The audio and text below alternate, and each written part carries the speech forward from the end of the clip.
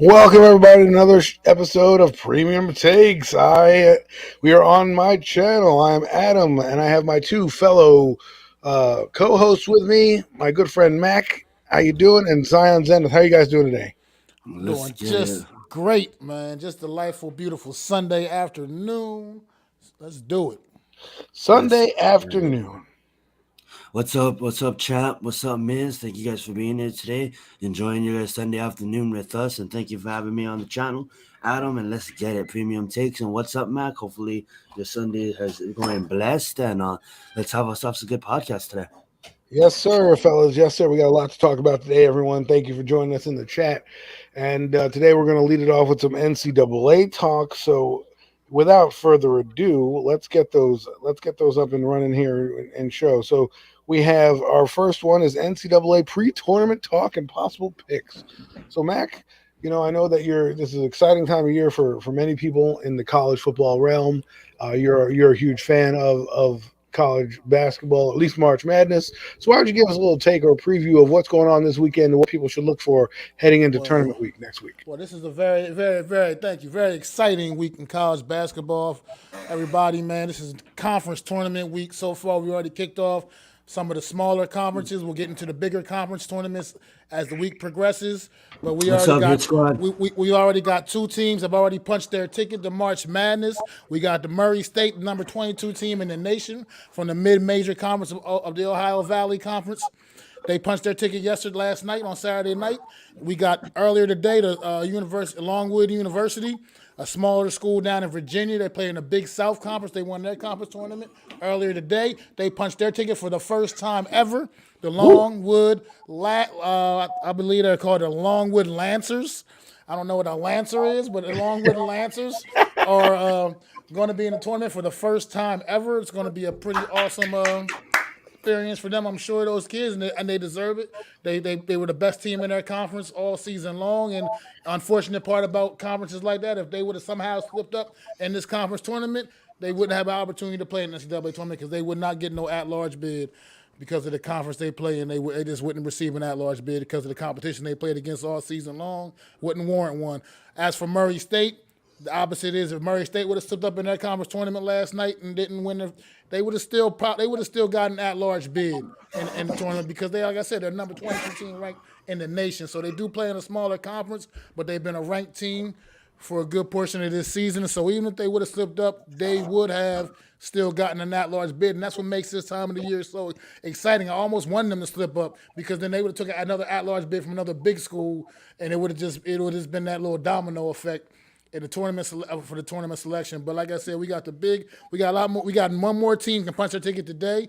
Right now, we got Loyola Chicago playing against Drake. That's in Missouri Valley Conference. That's the conference final. That is the tournament, the conference final for that for their conference. So Loyola right now has an early lead in that game. It's in the second half. It's 43-38 Loyola right now. Loyola was, if anybody remembers, was the darling team of the tournament a couple of years ago. They had the little old lady that was out there always big supporter of their school out there. That Every lady in the single game. wheelchair. Yeah, every single game they made it to the Final Four a few years ago. So I wonder how she's doing. this was a team that was the darling of the tournament just a few years ago. They are not exactly coming into this part of the year as hot as they were that year, but if they win this, they'll still get a chance to compete for the NCAA tournament again. So we'll see how that turns out. They did get swept by Drake during this regular season. They lost to Drake 2 times, but right now they had the lead. What about the halfway point of the second half? So we'll see how that turns out. By the time this show is over, this game will be over, so we'll know who else has just punched their ticket. And then we'll have a few more teams punching tickets tomorrow. And we have some of the bigger conference tournaments starting on as early as Tuesday, like the ACC tournament. Did you say Loyola and Drake? Loyola is playing Drake right now, yeah. Yes. Okay. I'll keep an eye on that game. It's going on live, folks. And as Max said, sorry to cut you off. Just want to give them an update. It's still live, so we'll give you the final score: 43-38 Loyola over Drake right now. And so we got some of the bigger conference tournaments starting later in the week, like Tuesday. I know we have the ACC tournament, which is one of the more popular ones, starting on Tuesday. We got The Big East tournament was my personal favorite, even though the Big East ain't the same as it used to be. So, Mac, let Years me ask you a ago. question. Yes, sir. Explain to the audience who may not know what punching the ticket means. Like, you don't have to be. Do you have to have a certain record? Do you need to be better than the other team? Explain a little bit about what the impact is. Okay, well, when I say punching the ticket, I mean they already now have secured a spot, no matter what. The Murray State team and the Longwood team will be in the NCAA tournament. However, like the point, then they get that as it's called an automatic bid by winning every team. There's 32 conferences in college basketball, and every team they have their conference tournaments at the end of the year. Whoever wins their conference tournament gets an automatic bid, no matter what. The last place team, it could be the team that was last in the conference all season long. They could have won two games all year. If they get hot and win their conference tournament, they get an automatic bid to the NCAA tournament, no matter what. And that's happened a few times where teams with a losing record is in the tournament because they won their conference tournament. So That's crazy. So, I didn't so know that. that's interesting, no, because for fans out there, it's like you watch your team all year, and they could be outed by a team that's, you know, maybe won 10 or 11 games, right? Just because they're in this conference title game, right? And exactly. so you work this hard to get there, and all of a sudden your ticket is not cashed in because you play your A game because you're slipping up on some team. So it's exciting to know that if I'm in the basketball tournament, that I can get in without having the greatest record. Now I'm not saying these teams, hey, let's stink because at the end of the year we're gonna get the conference record. You obviously want to do the best you can, right? Because I'm assuming that some teams with records can get in, right, to the tournament as well. Absolutely. Well, like I said, there's 32 automatic bids, but there's 68 teams that make the tournament. So you still got 30, 34, 36 other 36 other more spots left after the at-large bid, after the automatic bids, which means those are all at-large teams. So that's usually most of those are going to go to most of the big conference schools. You know what I mean? Like conferences like I'm talking about here, the Ohio Valley. Right. Now Murray State, like I said, had they lost their tournament last night, didn't win the game last night, they're a good enough team from a smaller conference that they still would have probably gotten the at-large bid anyway. But like for instance, this Longwood team, who was the absolute best team in their conference all season, if they'd have stood up in their conference tournament, that would have been it for them. I mean, they'd have probably got picked for the NIT tournament, but everybody wants to be in the big dance. NIT is always secondary, you know what I mean? You'll take it if that's all you got, but at the same time, you rather be in the NCAA tournament. So like a team like this Longwood team, who, like I said, they were the best team in that Big South conference, but at the same time, if they would have lost in the conference tournament, that they wouldn't be playing. They wouldn't have an opportunity to play in the NCAA tournament because they would not be a team that would receive an at-large bid, even though they were the best team in their conference all season long. It's just the way it works. That's why these conference tournaments are so much more important for these smaller schools, these smaller conferences, because they pretty much know that their best shot is to win their conference tournament to get in. Like, if, for instance, the schools like in the ACC, Dukes and North Carolinas and schools like that, you're going to be multiple teams from their conference in the tournament. It's going to be no matter what. So winning those conference tournaments isn't necessarily always as important for those schools because they pretty much still know that they're gonna get a spot in the dance. Like North Carolina not ranked in the top 25 this season, but at the same time, pretty likely they're going to still get a spot. They're going to get in the tournament, even whether they win the ACC tournament or not. So that it just more these conference tournaments are so much bigger for the smaller programs and the smaller they call them mid majors because they know that they can punch. They got a shot as long as they can win their conference tournament, no matter what. They know they'll have an opportunity to compete for the title. And that's good because these guys can go on a run, right? Maybe that's the win that catapults them to beating another team, right? We see upsets all the time in the tournament. A underdog team beats a top dog team every year. So who knows what that win could do for you, right? We talk about records, we talk about mindsets and things like that going in. These are the type of games that you get on a run. Or you get hot, this is where it can carry you. That momentum can carry you a little ways. So for those mid majors, as you said, it is important to get in there and do your thing. The thing about college basketball is it's so much emotion that these guys are young. They're playing for a championship. There's no money on the line for them, and it's just good to see these guys who deserve it. And I'm glad the tournament's back, or on its way back. I'm glad there's going to be fans in the stands. I'm glad it's going to be back to somewhat normal type atmospheres, because that's what you need with this tournament. So I'm enjoying it right now. Loyola is up 48-42 with 8:46 to go in the second half. So we're going to keep an eye on this game and let you know who punches their ticket in this one. And just one more quick thing too, I was going to Yes, mention sir. about like the beauty of this tournament also is you get the bigger programs, the Dukes and the Kentuckys, stuff like that. Obviously, they're going to have they have the big 5-star recruits on their team and whatnot. They have more talent on this basketball teams, obviously. But the beauty of these smaller schools is these guys they play more fundamentally sound basketball than some of Right. these bigger programs, and that's usually what gets them over the edge. They usually most of these smaller schools usually a lot of big time shooters, people not aware of, and some of these big schools get into these matchups, and really just they just be sleeping on some of these guys' ability to shoot the rock. Honestly, like this Murray State team is like shoots 35% from the field. I mean from 3 point. This Longwood team was like 30s. They shoot like 37, 38% from three. So that's pretty good percentages going in overall as a team. And that's some of the things these smaller schools also bring to the table. Now, like Murray State, I guess they'll be like on maybe a 6 or 7 seed, possibly, maybe an 8 seed, something like that, 6, 7, 8, somewhere around that range. Probably 6 is probably a little smidge too high for Murray, but 7 or 8 maybe. And this Longwood team, I'm going to assume they're going to be like about a 13 seed or something like at best, So Right. that's just the dynamic of this But they're tournament. in. But they're in. No matter Right. what, they're in. So, that's what I'm saying is like I think sometimes momentum can go your way. You're having a bad season, guys, or injury, COVID, whatever happens, life happens, right? Then you get into the tournament, it's a whole nother thing, and that's why March Madness is so exciting. And I know you said that while this is an important weekend, what do they got going on next weekend that might be a little bit more interesting as well?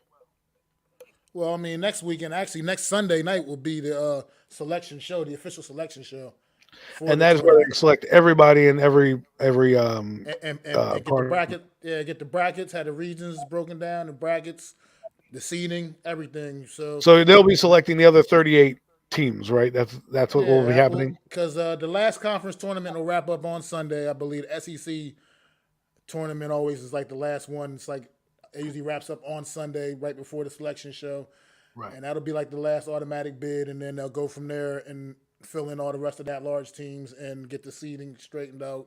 Find out who's playing in those first round games, which is because it used to be a field of 64, not field of 68. So they have those few like those couple first they call it first round games. They used to call them play-in games. Now they call it the first round of the tournament. It's only like 4 games or something like that. But it's Mac, you are great. but Ms. Right. yeah. Mac, you are great. So this is just a fun week for college basketball. I look forward to it, and then we'll get the selection show next Sunday, and then we'll get right into the tournament.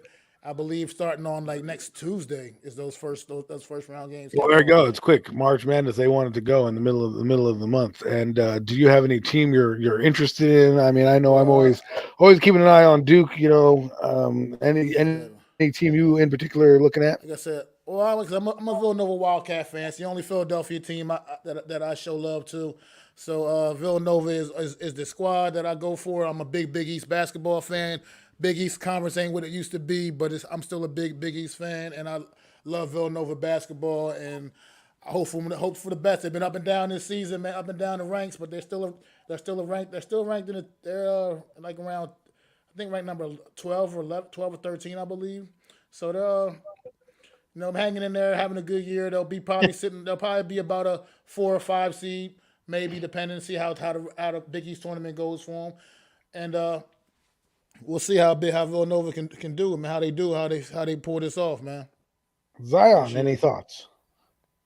I don't really follow basketball, college, but I think that Xavier might be in the tournament. I think Xavier is a team that is having a roller coaster type season too. But hopefully that they can pull it together and they'll be in the tournament. And another team that you guys mentioned before was North Carolina. Those are probably the two teams that I'm looking at. But when the tournament actually starts and it starts to go, then I'll probably tune in because it is super fun to watch. But as far as like any team that I'm really eyeing on, I'm just trying to watch some good basketball. And thank you, Mac, for explaining how it's going. And I'm looking forward to seeing it on Sunday and seeing they fill out the brackets and see where teams land. Yeah, Xavier is going to have a very good showing in the Big East tournament Hmm. to probably make it. I mean, they probably need to win it and get the automatic bid. To be Yeah, honest, because they have like 12 losses on the season. yeah, they're 18-12. They're definitely what you call a bubble team. So Hmm. they probably need to have a good run and a good strong impressive showing in the Big East tournament. And Big East is good. That's big time basketball. It's Yeah. good basketball in the Big East. So man, we'll see. there you See go, how they Mac. do. Thanks for breaking that down for our audience. I know a lot of our fans are NC tournament fans, or people like me who tend to casually watch. Because maybe they are in an office pool or something like that. This makes it great to have somebody on here that can explain it to everybody. Sports updates, real quick. Let's get you caught up on some NASCAR. The Pennzoil's going on. My man Martin Truex Jr. looks like he's not even in the top 30 right now. God, man. Oh, there he is, number 11. I was about to say, you're about to go home with nothing. We're not going to celebrate you when you get there. But Martin Truex Jr. is number 11. The race just started. We're 3 laps in. Otherwise, Martin, you got to do better than that. Top 10 finishes, Mark. We need you in here, Martin. More top 10 finishes. Okay, I'm tired of Logano and Larson. They've been winning all year to start the show. Let's Classic. get into some other sporting news that's going on right now. The game I was telling you about before, Loyola Chicago against Drake is 50-42. Loyola Chicago's up. And there's tons of games on today. I'm not going to do every one of them, but we will breeze through while we're live. Can't not give you live updates because that would be bad news for us. Phoenix Suns are playing Milwaukee Bucks right now. Let's just get you up to date on that score as they come up. Of course, they're 12-13. There you go. There you go, ESPN. Put the damn records up. I hate when they don't do that. They don't put the dang records up. So we'll get into the next topic, guys. Let's see what we got here. I know we got a little AEW pay-per-view preview and WWE talk. Mac has got a stream on tonight with the AEW pay-per-view that's coming on. It should be great. Mac, why don't you give them a little taste of what's coming up tonight in the AEW preview? Oh man, it's gonna be. I think it's gonna be a phenomenal show, man. It's got a lot of loaded with great matches, top to bottom, man. Like dream matches on this thing, man. You got John Moxley versus Daniel Bryanson, whatever his name, Yeah, Daniel. just Yeah, call him Daniel Bryan. Daniel It's Bryan. fine. Yeah. We got those two hooking up, man. That's gonna be an epic match. It's gonna be a war, man. You got It's gonna be a good one. yeah, it's gonna be a great one. And you got CM Punk Are there any taking on stipulations? Any and stipulations? the Daniel Bryan. No, not in that match. It's not CM So Punk. it's This just is a just regular pinfall. straight grudge match. Yeah, just a regular old grudge, regular I old was hoping match. it was going to be like no holds barred or something crazy. I would like to Nah, Moxley. Right. they may be building up to something Hold like it that, down, guys. I'll be back in like 5 minutes. but this match is definitely going to be just a regular normal match. And these two, I can't say they have a lot of hatred for each other. This is more of just something a match that kind of needed to happen. Two great superstars hooking up, making it happen. And then we got who we got? We got MG. Man, what's these guys' name? I can't keep MJF. Maxwell MJF, who is probably right now currently in any across the board in any wrestling organization Top heel. the ultimate heel. Period. In Top any heel. wrestling organization. I didn't, it's funny when you say that because the first when I started watching his character, I'm like, man, I really don't like him, and I'm like, yeah, I guess he's doing his job if I don't like anything about him, right? and Yeah, and I he's mean, and the thing is, he's a decent wrestler, right? He does yeah, he reminds me of absolutely of is. of a cooler Ric Flair, right? Someone like Absolutely. that. He's like a new age Ric Flair, basically like a new age Ric Flair. But and he's going against CM Punk, and that's a dog collar match. I love So CM Punk. So that's gonna be definitely fun to watch. And on AEW Dynamite this past Wednesday, MJF and his crew, MJF and his crew, man, absolutely trashed CM Punk, man. I mean, Yeah, left him bloody in the ring. left him a bloody mess on Wednesday on Dynamite. Don't call my man a punk. But so that's definitely gonna be a fun one to watch. That'll be the MJF, I man. believe. I believe, if I'm not mistaken, MJF is undefeated in the singles action too. He's never lost a singles Oof. match. Well, I think this is the one where they're going to give somebody to get him to get a humble pie. I know that CM Punk Yeah, has come in and he's really taken over AEW by I agree. storm. Totally Um, agree. the thing is, he's had the most anticipated comeback, I think, in the history of wrestling. I'm not going to lie Oh, to you, absolutely. because the guy left at the top of his game at WWE. And if for those of you who don't know, he left for creative reasons with Vince McMahon. He didn't like part timers like a Brock Lesnar or The Rock or John Cena coming in and taking the guys who are there day in and day out, night in night out spot. So I agree with him on that. However, when he left, there was nobody there to fill his role in any of the wrestling apparatuses. The NAW comes around, and while it's a little edgier, people, you should hear the pop. I recommend you go on YouTube and CM Punk returns to AEW. Listen to the Phew. pop that he gets. The house, Whew. the roof is blown off. The roof. I've never heard a pop that. Well, I've heard some pops like that. Undertaker come back, The Rock here and there, but like this one blew the roof off the building. Literally blew the roof off the building. Well, not really, but you know what I'm saying. No, But yeah, it keep damn previewing near that match. did.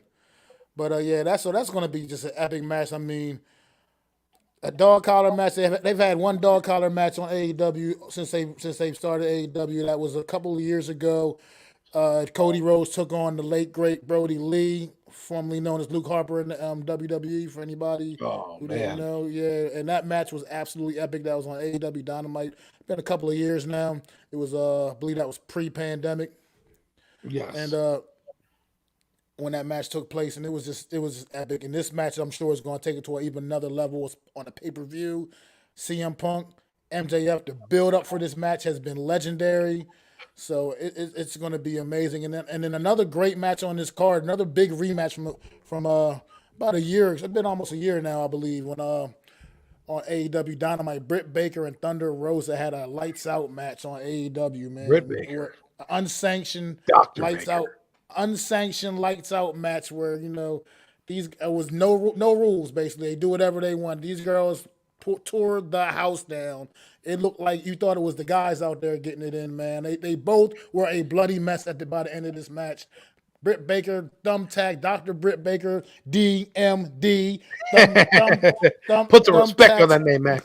thumbtacks all in her, just all covered in thumbtacks, man. It was just absolutely amazing to show those ladies put on. And we get that again tonight. They hook up again, this time for the AEW Women's Championship, as Dr. Britt It Baker should be is the epic. women's champion. And it will be an amazing match. And I do believe that Britt Baker, who has been on an amazing run with this title, the best run of any female so far to hold that title, by the way, Right. I believe it will come to an end tonight. I believe Thunder Rosa will get what's coming to her, and that's that AEW Women's title. I got a feeling Thunder Rosa, knock on wood, baby, she's gonna bring that gold home tonight, man. Dr. And Baker. She is. When I watch her the few times I can tune in, she's great. She's got the mic skills. She's got everything. And what's interesting is she I worked know hard. this is the women's kind of push on both products, AEW and WWE. But the things that these women are doing in AEW and the men are just short of Attitude Era ish. Okay, like we're talking about Lita and Trish Stratus type throwing through people through tables and stuff. Yes, sir.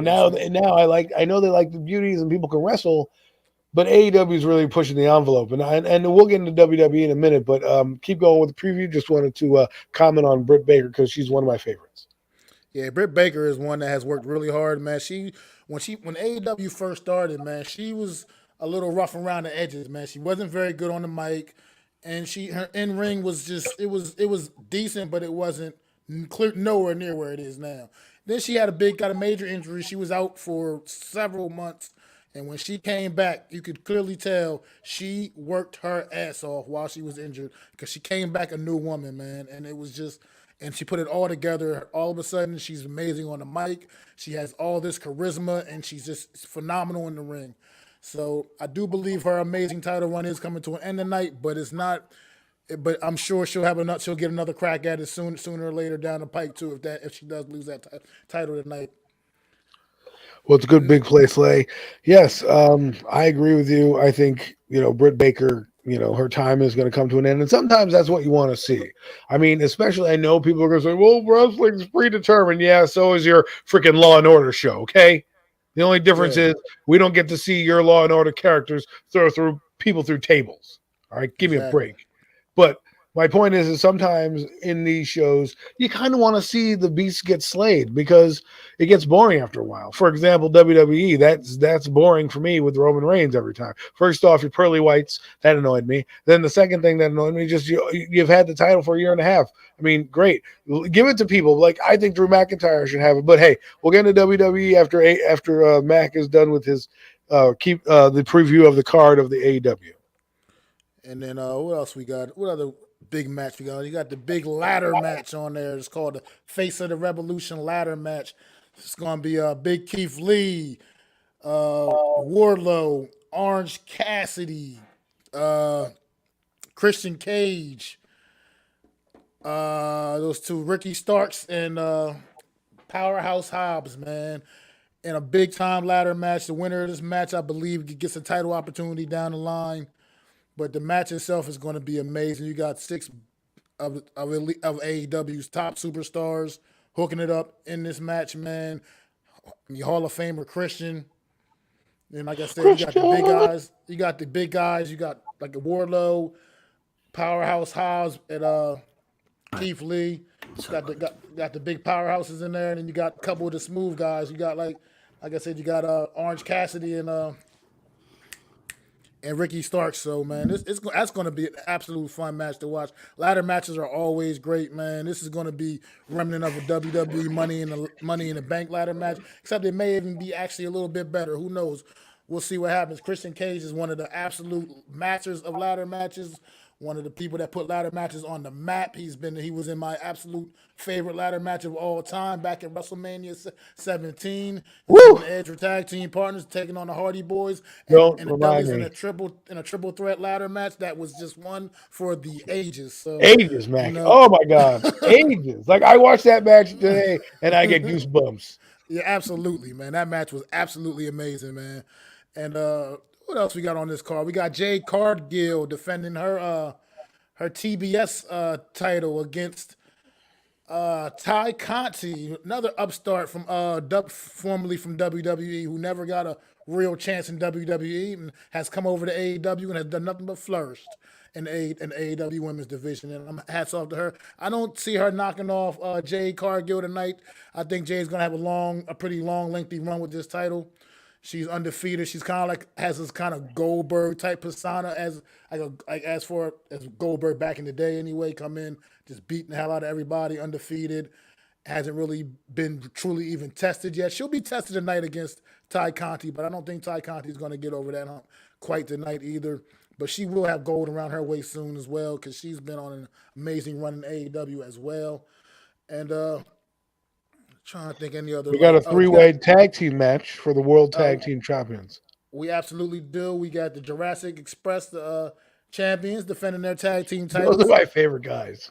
against they're going against Red Dragon, who was formerly the Undisputed Era, Bobby Fish and Kyle O'Reilly. We got and they're going against also the Young Bucks. And right now what's gonna happen. I think Jurassic Express is going to defend these titles tonight because the Young Bucks and Red Dragon will not get out of each other's way.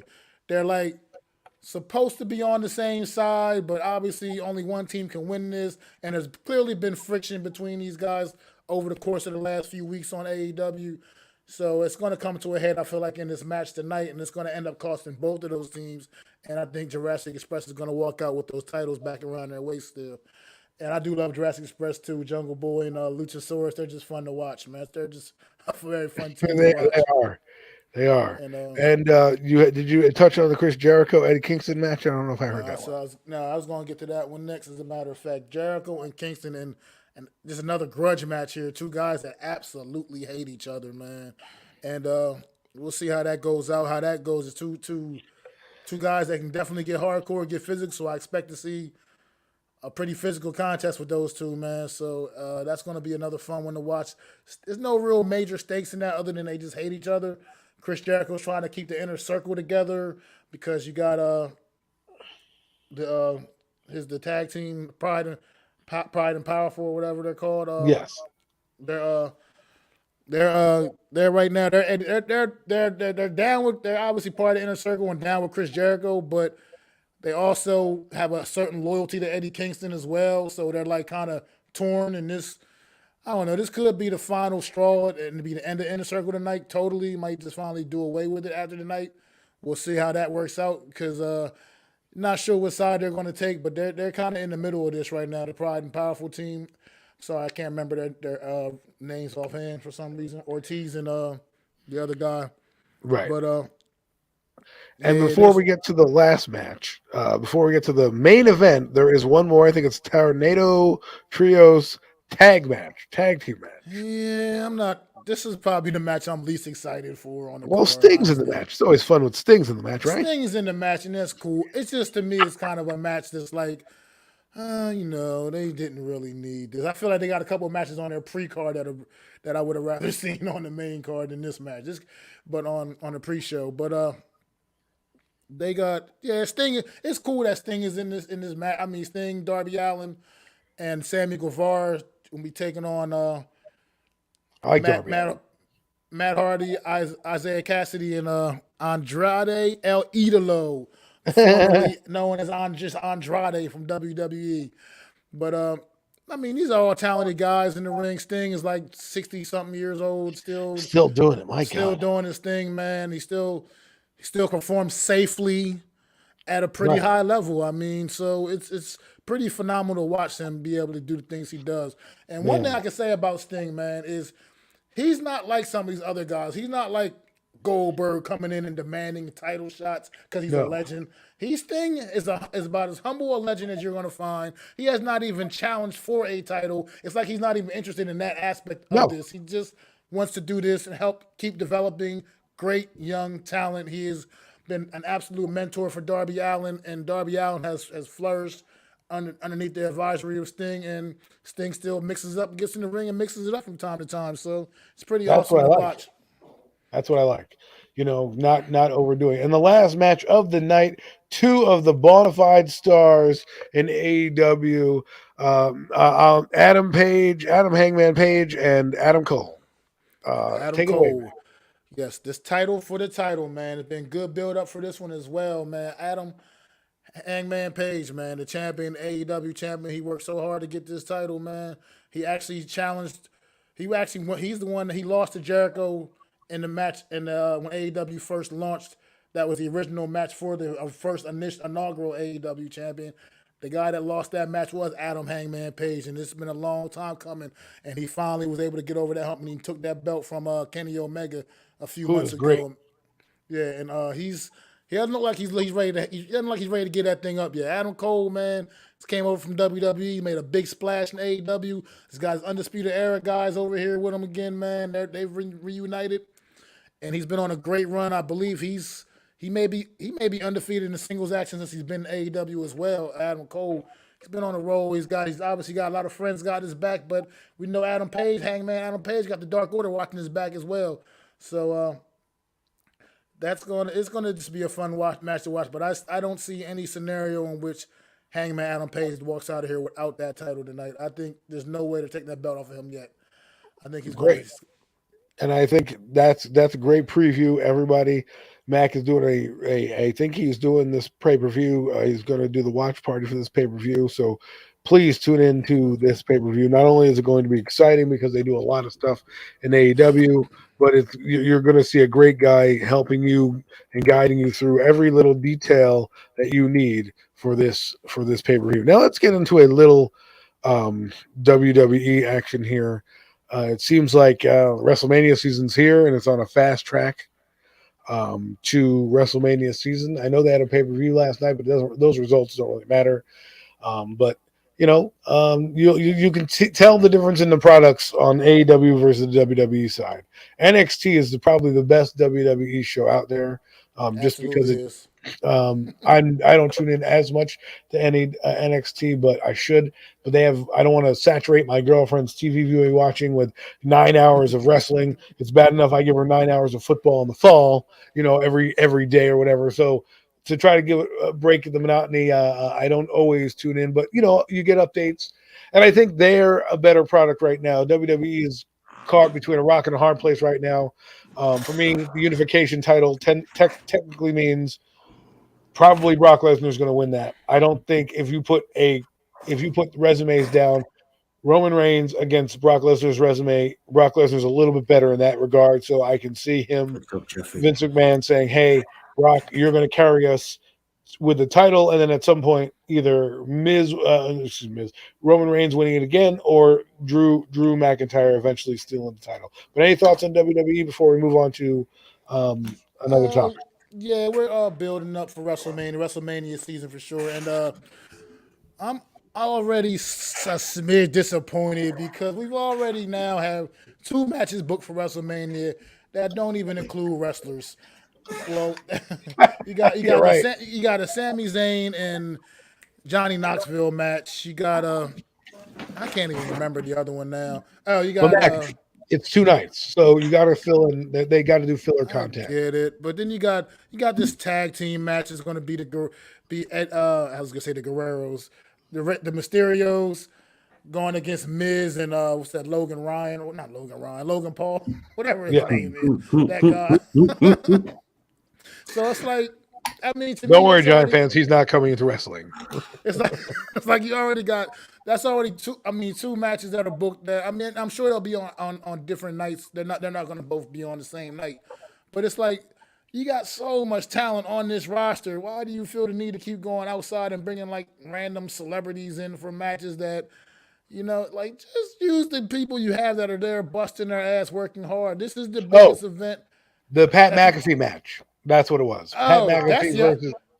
that's the other one I was that forgot. Pat McAfee versus the kid, the Roman. I mean his new golden Yeah. I child, forgot his name. Austin Theory. There it is. He's going to be a champion. That kid.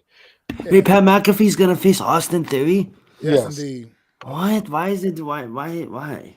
Because they have nobody who wants to do any matches. The best match right now for me that I'm waiting for is Edge versus AJ AJ Styles. The Styles. build-up is already No. good. But like, There's I no want, title needed. That me is going to steal the show. Whatever night it's on, it's going to steal the show. I want Pat McAfee to win his match. I don't want him to lose. And like he's gonna Well, go against the Future. Obviously, he's gonna lose. I mean, Well, we'll see. You the thing never know what is, he's happens, more man. comic relief, this That's guy. true. And Austin Fury is just, this is a throw-in match to kind of see how the reaction is as he goes forward. And then we'll see if he does well in this match.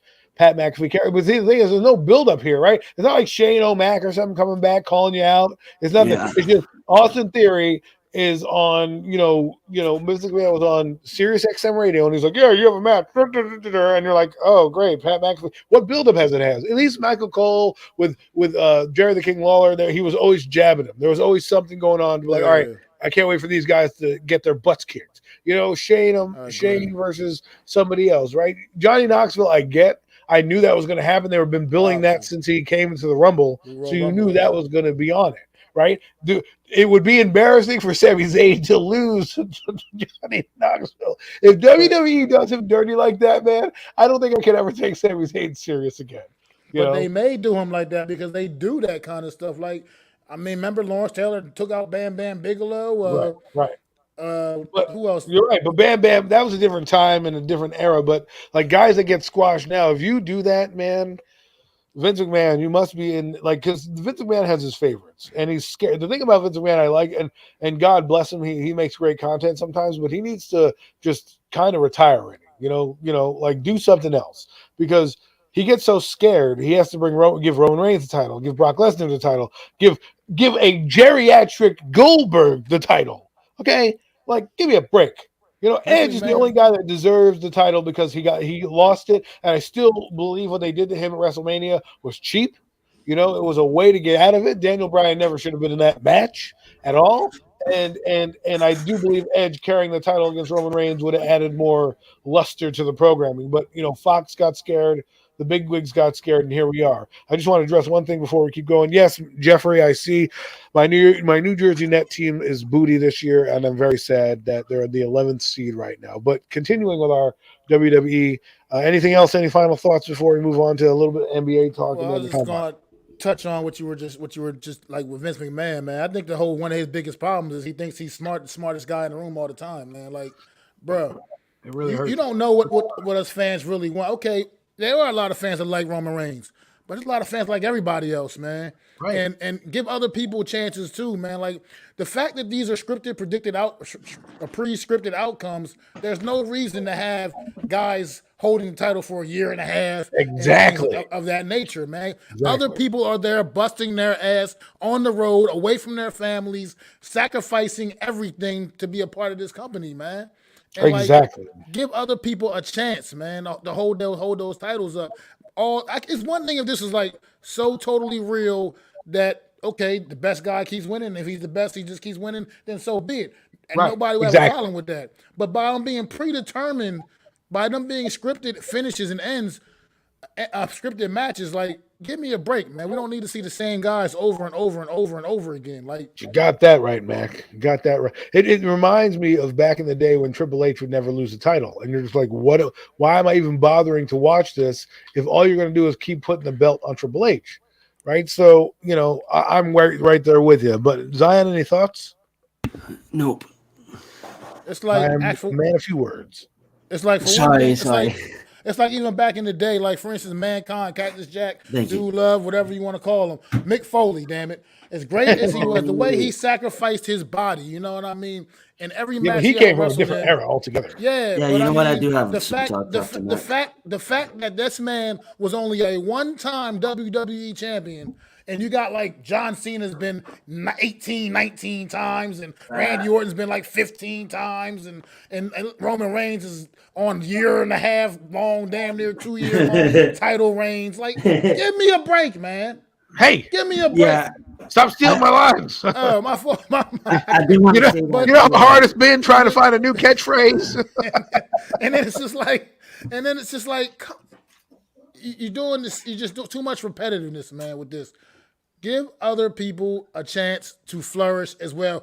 With that said, SmackDown on Friday night, Ricochet did win that Intercontinental title. That was good. I was proud of them for WWE for that. Ricochet is one of those guys I'm talking about that works his tail off and does not get received. I never thought he was going to get a title, Mac. Doesn't get rewarded. I thought he was never going to get one. And you know what? He's not like a guy that moves the needle. Sorry, Zion. He's not a guy that moves the needle for me. But you got to give it to the guys that deserve it, right? He comes in, he doesn't get injured, he plays the role where he needs to play the role, but he actually has some decent matches, and I wouldn't be surprised if you see him defend that title at WrestleMania.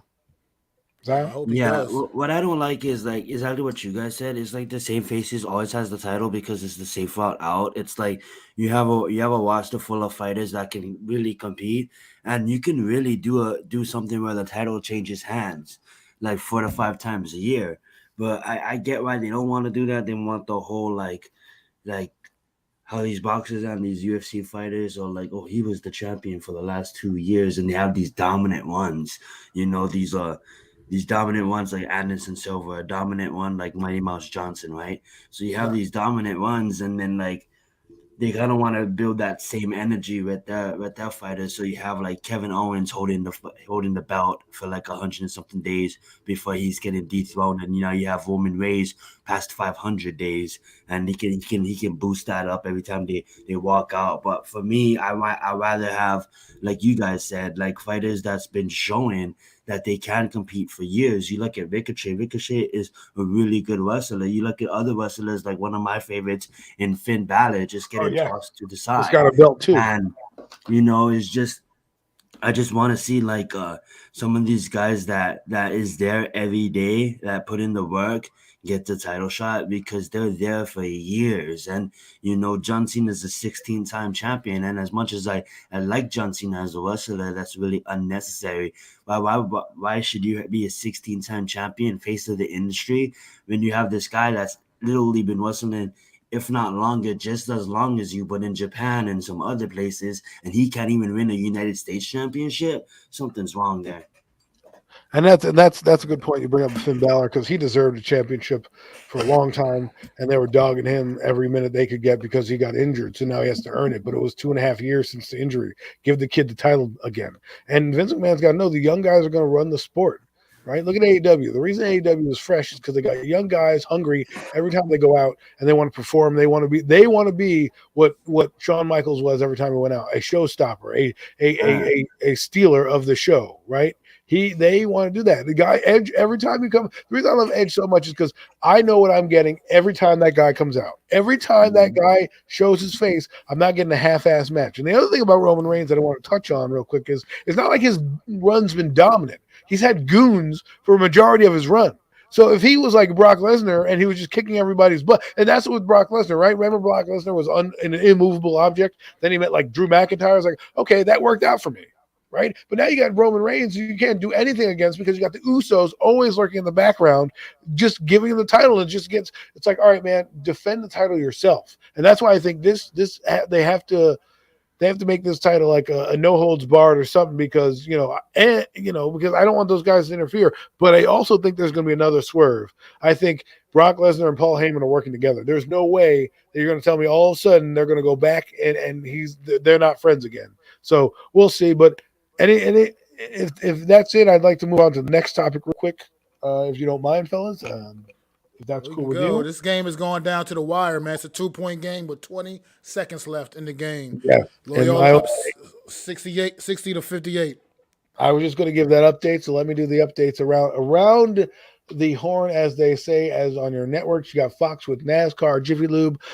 Let's see where Truex Jr. That's right, Martin, coming back home. He's in third place right now. I know it's only stage one, but now he's in fourth. That jerk. Every time I watch, he goes down. Maybe I shouldn't watch anymore. Maybe I'm his bad luck charm. But Martin Truex Jr. is down in the fourth spot. If you guys don't know, that's my driver. We'll be following him throughout all the races if we're live on Sundays because, hey, we want to give it to you premium. The premium takes gives you the real take on what's going on right now. And Martin Truex Jr. is in fourth place. Let's go on to the basketball game that we have playing eloquently on ABC. And if you like golf, that's on NBC. The some type of opens on. I'll get you the title. Phoenix Suns did a commercial, so I can't give you the score there. But let's move quickly on to the next topic, which is NBA chatter. So as many people know, the Nets are sucking, the Knicks are sucking, and the Lakers had a big win last night to kind of keep their hopes alive. And to me, the NBA is good. This is the time of year where the NBA gets good, the storylines play out, and the fun begins. Because right now, you're seeing these teams. There's about 20 games left or so in the regular season. Probably mid-April, I would say the season's going to end, and then you'll get the playoffs, which will go into mid-June. And right now, Miami's the top seed in the East, and I don't know how I feel about that right now because I don't know if that's a fluke that they're there or if it's like because you never like look at Milwaukee last year. They weren't the top seed. They were the 2, 3, 4 type seed, but they ended up playing the best basketball right there, and there was no one to defend them. So we'll see what happens in the playoffs. And for me, I watch the Nets, and it's like, I hate these teams that get all these all-stars and then don't know how to play together. You got Kevin Durant, Kyrie Irving, Andre Drummond. You have Seth Curry, not Steph Curry, Seth, his brother. The reject Curry brother, the one that no one seems to care about. And you have these players, and I look at it, I'm like, how are y'all friggin' 11th? And now they have a play-in tournament. Seth Curry is a good six-man, bro. Excuse me? Seth Curry is a good six-man. He's not the best. He's not average, but he's all right. But my point is that the NBA has become such a joke where you have to have a play-in game for the last seed to see who determines the last seed. What is it? Like that? Nobody cares about the last seed in the NBA playoffs. That's true, but it's kind of like it adds a little bit of fun. Like if you think about some of the games that we had because of that matchup, like we had Golden State versus the Lakers. And then what did they do the next round? Well, they obviously Golden State got eliminated. The Lakers won that season, but let me jump in real quick. I'm sorry, update. Absolutely. We had the Missouri Valley Conference Tournament has come to a final. The Loyola of Chicago, they have won the Missouri Valley Conference Tournament, and they have now officially punched their ticket to the dance. Congratulations! Congratulations to those young men. If the old lady is still around, I'm sure we'll be seeing her in the tournament. Well, here's to seeing that old lady again. But go on. Here's the thing, Adam. Like, I love your point, and I see your point, but I love the fact that like we actually have one important game in the NBA that it's not like it's a win and go home game. It's not So a first to four. It's a win to go home game, and you can say that about the regular season. But to have games in the NBA, well, these teams, if they lose, they don't make the playoffs. If they win, they're in the playoffs. That's just so exciting to watch. I mean, I get it. I understand why they do it. The atmosphere, the money they can charge for more commercials and things like that.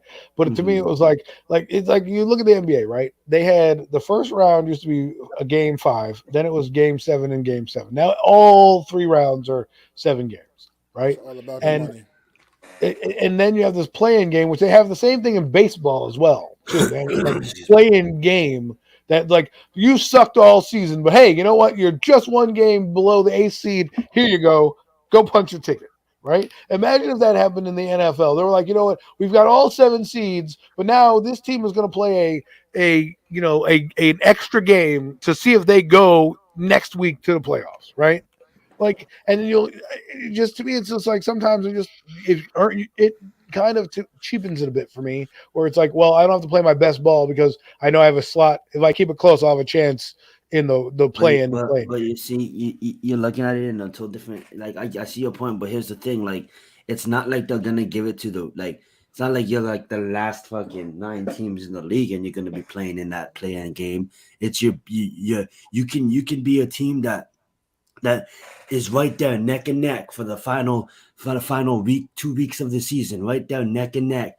And just so happen you may slipped up on one of those games, but the other team that was neck and neck with you had won all their games. People would be like, okay, we don't need a playing game.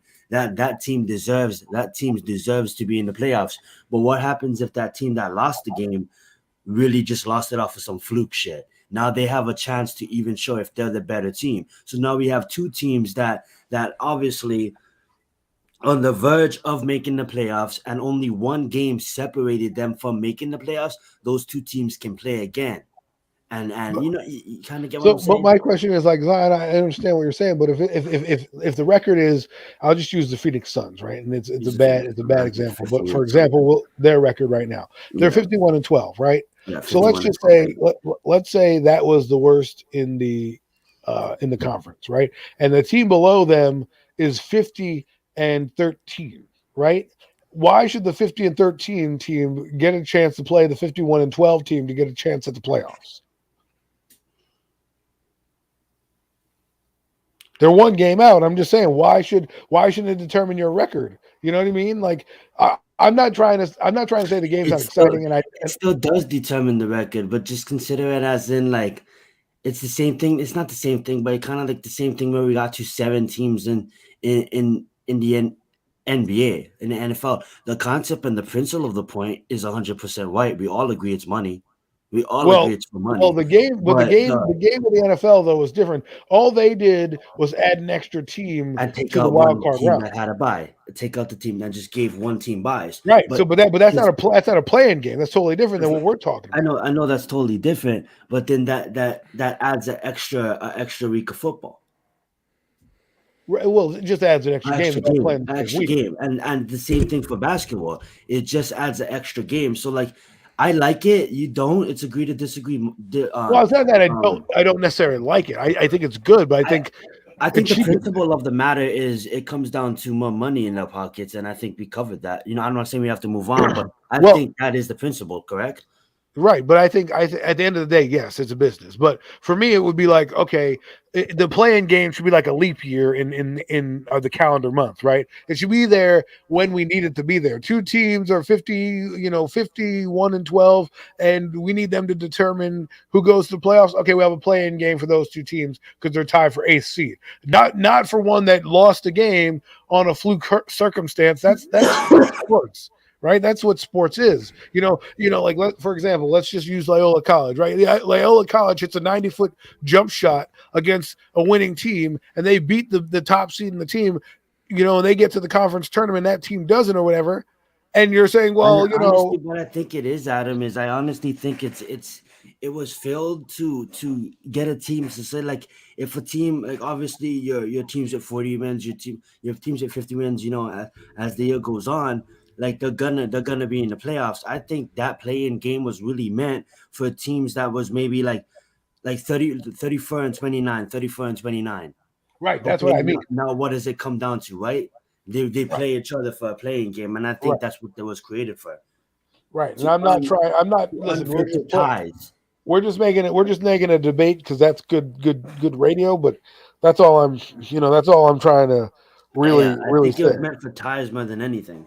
Right. You know what I'm saying? Yeah, that's what I meant. It's really meant for ties so a team doesn't get disappointed and kicked out of the playoffs. All I'm saying is the bottom line is for money, but I think sometimes it's one of those things where I feel like, you're cheapening the regular season because guys, could take a day off or do this. We'll be as long as we're close in the playing game, maybe we'll make the But playoffs. here's And the it's one thing, of those Adam. things where Say we have the Knicks, right? Say we have the Knicks just that, for instance, they're 25 and 38 right now. But say the Knicks is 37 and whatever, right? Say the Knicks had 37 wins, okay? And then they have another team in the Magics that has 37 wins and the final end of the season. How do they determine if the Knicks makes the playoffs or the Magic makes the playoffs? And fan bases are gonna be mad no matter what. Knicks fans are gonna be like, "What the fuck? How did the Magics make it?" Magic's fans well, are gonna be like, "Then you play in game." Well, look. The Giants that touches into football. Giants were 10-6 and missed the playoffs, right? 10-6 and missed the playoffs. Mhm. Like, how in the world? Not that a team was better than them that made it, but how is a team that was 10-6 make the playoffs? And then this is why you have that extra game in the NFL because that was happening a lot. 10-6 teams weren't making the playoffs, and a 9-7 is booty ass 7-9 Seattle team is making this making the playoffs that they is won the what division. I wanted to touch on. Let me jump in. Let me get some of this right now, right quick. Let's get Sorry, it. I gotta No, get you some of good. this. You got the mic, bro. All across all sports, I feel like the playoff systems. I feel like take away divisions. Take away divisions because the divisions give you a reason to allow what you just said to happen. Have the best 8 teams I mean the best 7 teams in the NFC, the best 7 teams in the AFC. It doesn't matter what division you play in, be in the playoffs. Point Right. blank and period. Let the regular season truly matter because when like a couple years ago, not for our own division, we're all Giant fans. The NFC East was absolutely atrocious a couple years ago. Right. And Washington made it with a 7-9 record. They made it to the Yes. playoffs. You know what I mean? And the Yeah. rest of the division was like talking about 6-10 and whatever. And the Giants almost made it with a 6-10 record. That would have To been me, terrible. that's atrocious. When you got teams that were clearly better that are sitting at home, not even able to play in the playoffs because Washington gets a spot automatically because they won their division. You Right. know, like they're a Exactly. very weak division. So like, and this goes across for all sports. Baseball, basketball should all be the same way because you have leagues like baseball. You got National League, American League. Just Right. take the best 4 or 5 teams in the National League or the best 4 or 5 teams in the American League, and they're in the playoffs. It doesn't matter what division. If a division is unrepresented in the Right. playoffs, The then top so four, the be top it. four records, the top Yeah, four then records so of be each it. conference gets So the be it. bye. Right. Basketball the same way. Take your top 8 in the East, your top 8 in the West. Forget about those division champ getting this automatic, playoff spot. Forget about that. You don't get a Just take trophy your for that. You get a T-shirt and a hat. yeah, just take your top teams in each conference and let them play. And that way you truly get the best of the best competing for a title. Not some team with a losing record that played in a sorry ass division and they won their division with a losing record and they get to fucking play in the playoffs and they get to play in the playoffs for a damn title. Let's let's You know, let's I'm just tired of that. I want the best. I want to see the best in the playoffs. you're absolutely right. I think the divisions they've made too much of a staple when it should be like then why do we have a record, right? Why are we keeping score?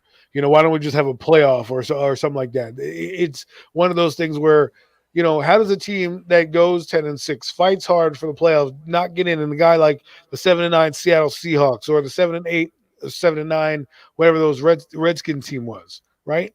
But here we are, and you get a play-in game, and that team makes the play. It's to me is like you can still sell the same amount of ad revenue, because it's not going to change anything. The only thing is you're taking away the division record, which means, like, for example, St. Take Louis. away the I mean, not St. divisions Louis, like Matt LA. said in general. Where the fuck is Dallas? Where is, but not even Dallas. I'm sorry. Where is Austin, Texas? Where does the Cowboys play? That's not the East. That's not the Right. East. Right. Exactly. Well, Carolina wasn't the East. Right. It's not in the Carolina's in the East. East.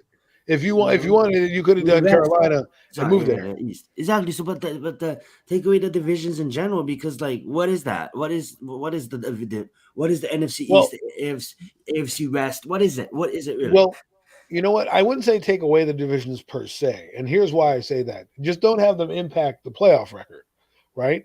You need the divisions so you can easily have teams play each other, right? Why don't we just split agree it? with that. Why don't we just split it? You need like the Eagles to play the Giants. You need We'll the send out the Giants. link in a bit, Miss. You need the Giants to play the Eagles, the Giants to play the Redskins, whatever. But at the end of the day, I do like the divisions though. Don't take it away. Sorry. At the end of the day, it's like, well, I don't care if you win the NFC East. Just get into the playoffs, and it should determine that, because then you will have teams that like wasn't there a team that ended up like I think in the West, it was the Rams and the Cardinals. Yet the Rams were the wild card team. Like, are you kidding me? Like, come on. It shouldn't be like that. Right. And then the other division, like you said, the last year, the Redskins played where they were the top dog in the division. There was another team that had more record but didn't get in because, obviously they didn't have. That's why they're doing that extra wild card team now. That's going to try to help alleviate that. If it were me, I would say F a bye and just make another team get in there and just do records. I mean, I think the thing I do like about the NFL playoffs more than anything is that the best team gets a record, right? The bye. And I think that makes it a little bit more, like Max said, like almost the records are almost irrelevant because it's going to be the top two teams regardless playing for that bye week.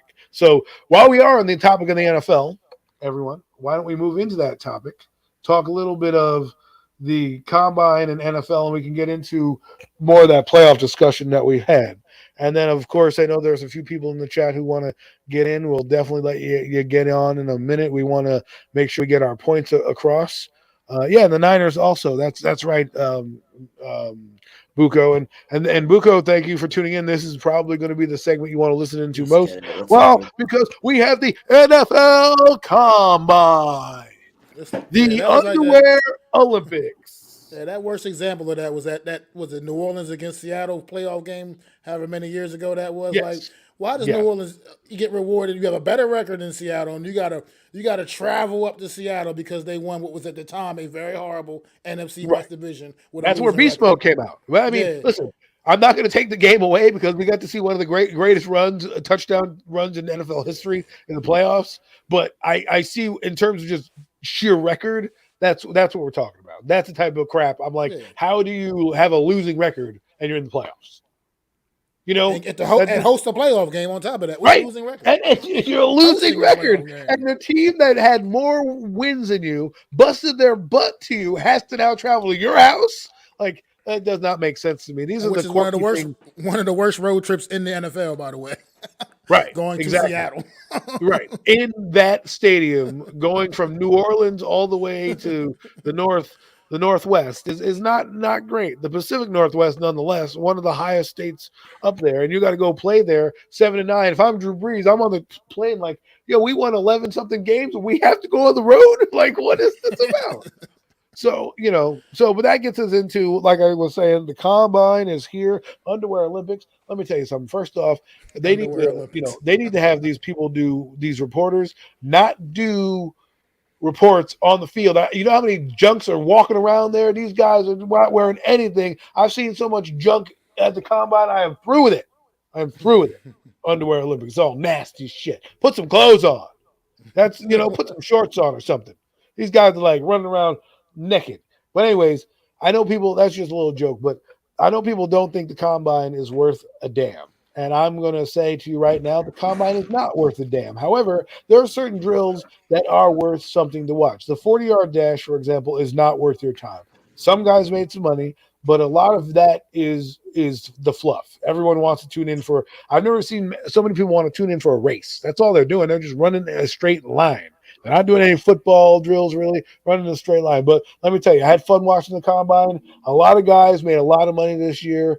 Let's start out with obviously the story is about the quarterbacks. So let's get into that right now and touch on who did well, who needs some help, what the hearsay is, what the buzz is. So the offensive linemen and the quarterbacks were the first to go.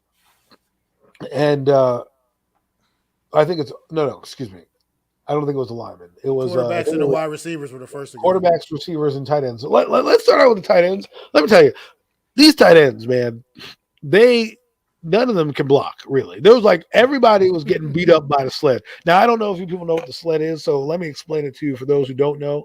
A sled is like a pad that's kind of heavy. And what it is, it's for blocking. It gets your hand technique right. You have to push the sled up and let it drop. It kind of lets you get your form of blocking correctly. So you can imagine I'm watching this drill and I'm seeing these dudes get beat up by the sled. I'm like, how are you getting beat down by an inanimate object? Guys putting their noses in the face of the sled, struggling to push this thing. You are 6'5", 240 pounds. You can't move a damn inanimate sled. You can't. You call yourself a tight end? Give me another catchphrase. Give me another catchphrase because right now. I mean, tight end wise, they did some good things in the change of direction. That's where we're going to see them, right? The Giants need tight ends. This is why I watched the tight ends greatly. And there's one guy that I really liked in the blocking department. His name was Daniel Bellinger.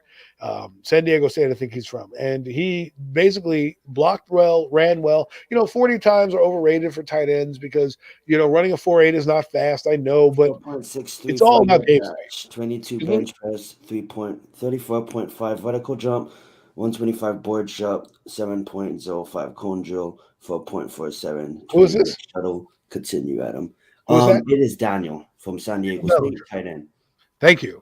So thank you for looking that up and getting the actual facts. That's what I'm talking about. My co-host helped me out. I throw a name out there. He puts it in there, and boom, a 5.95 grade. Not the greatest, but we don't need a great tight end. We need a guy that's going to be serviceable. I like him.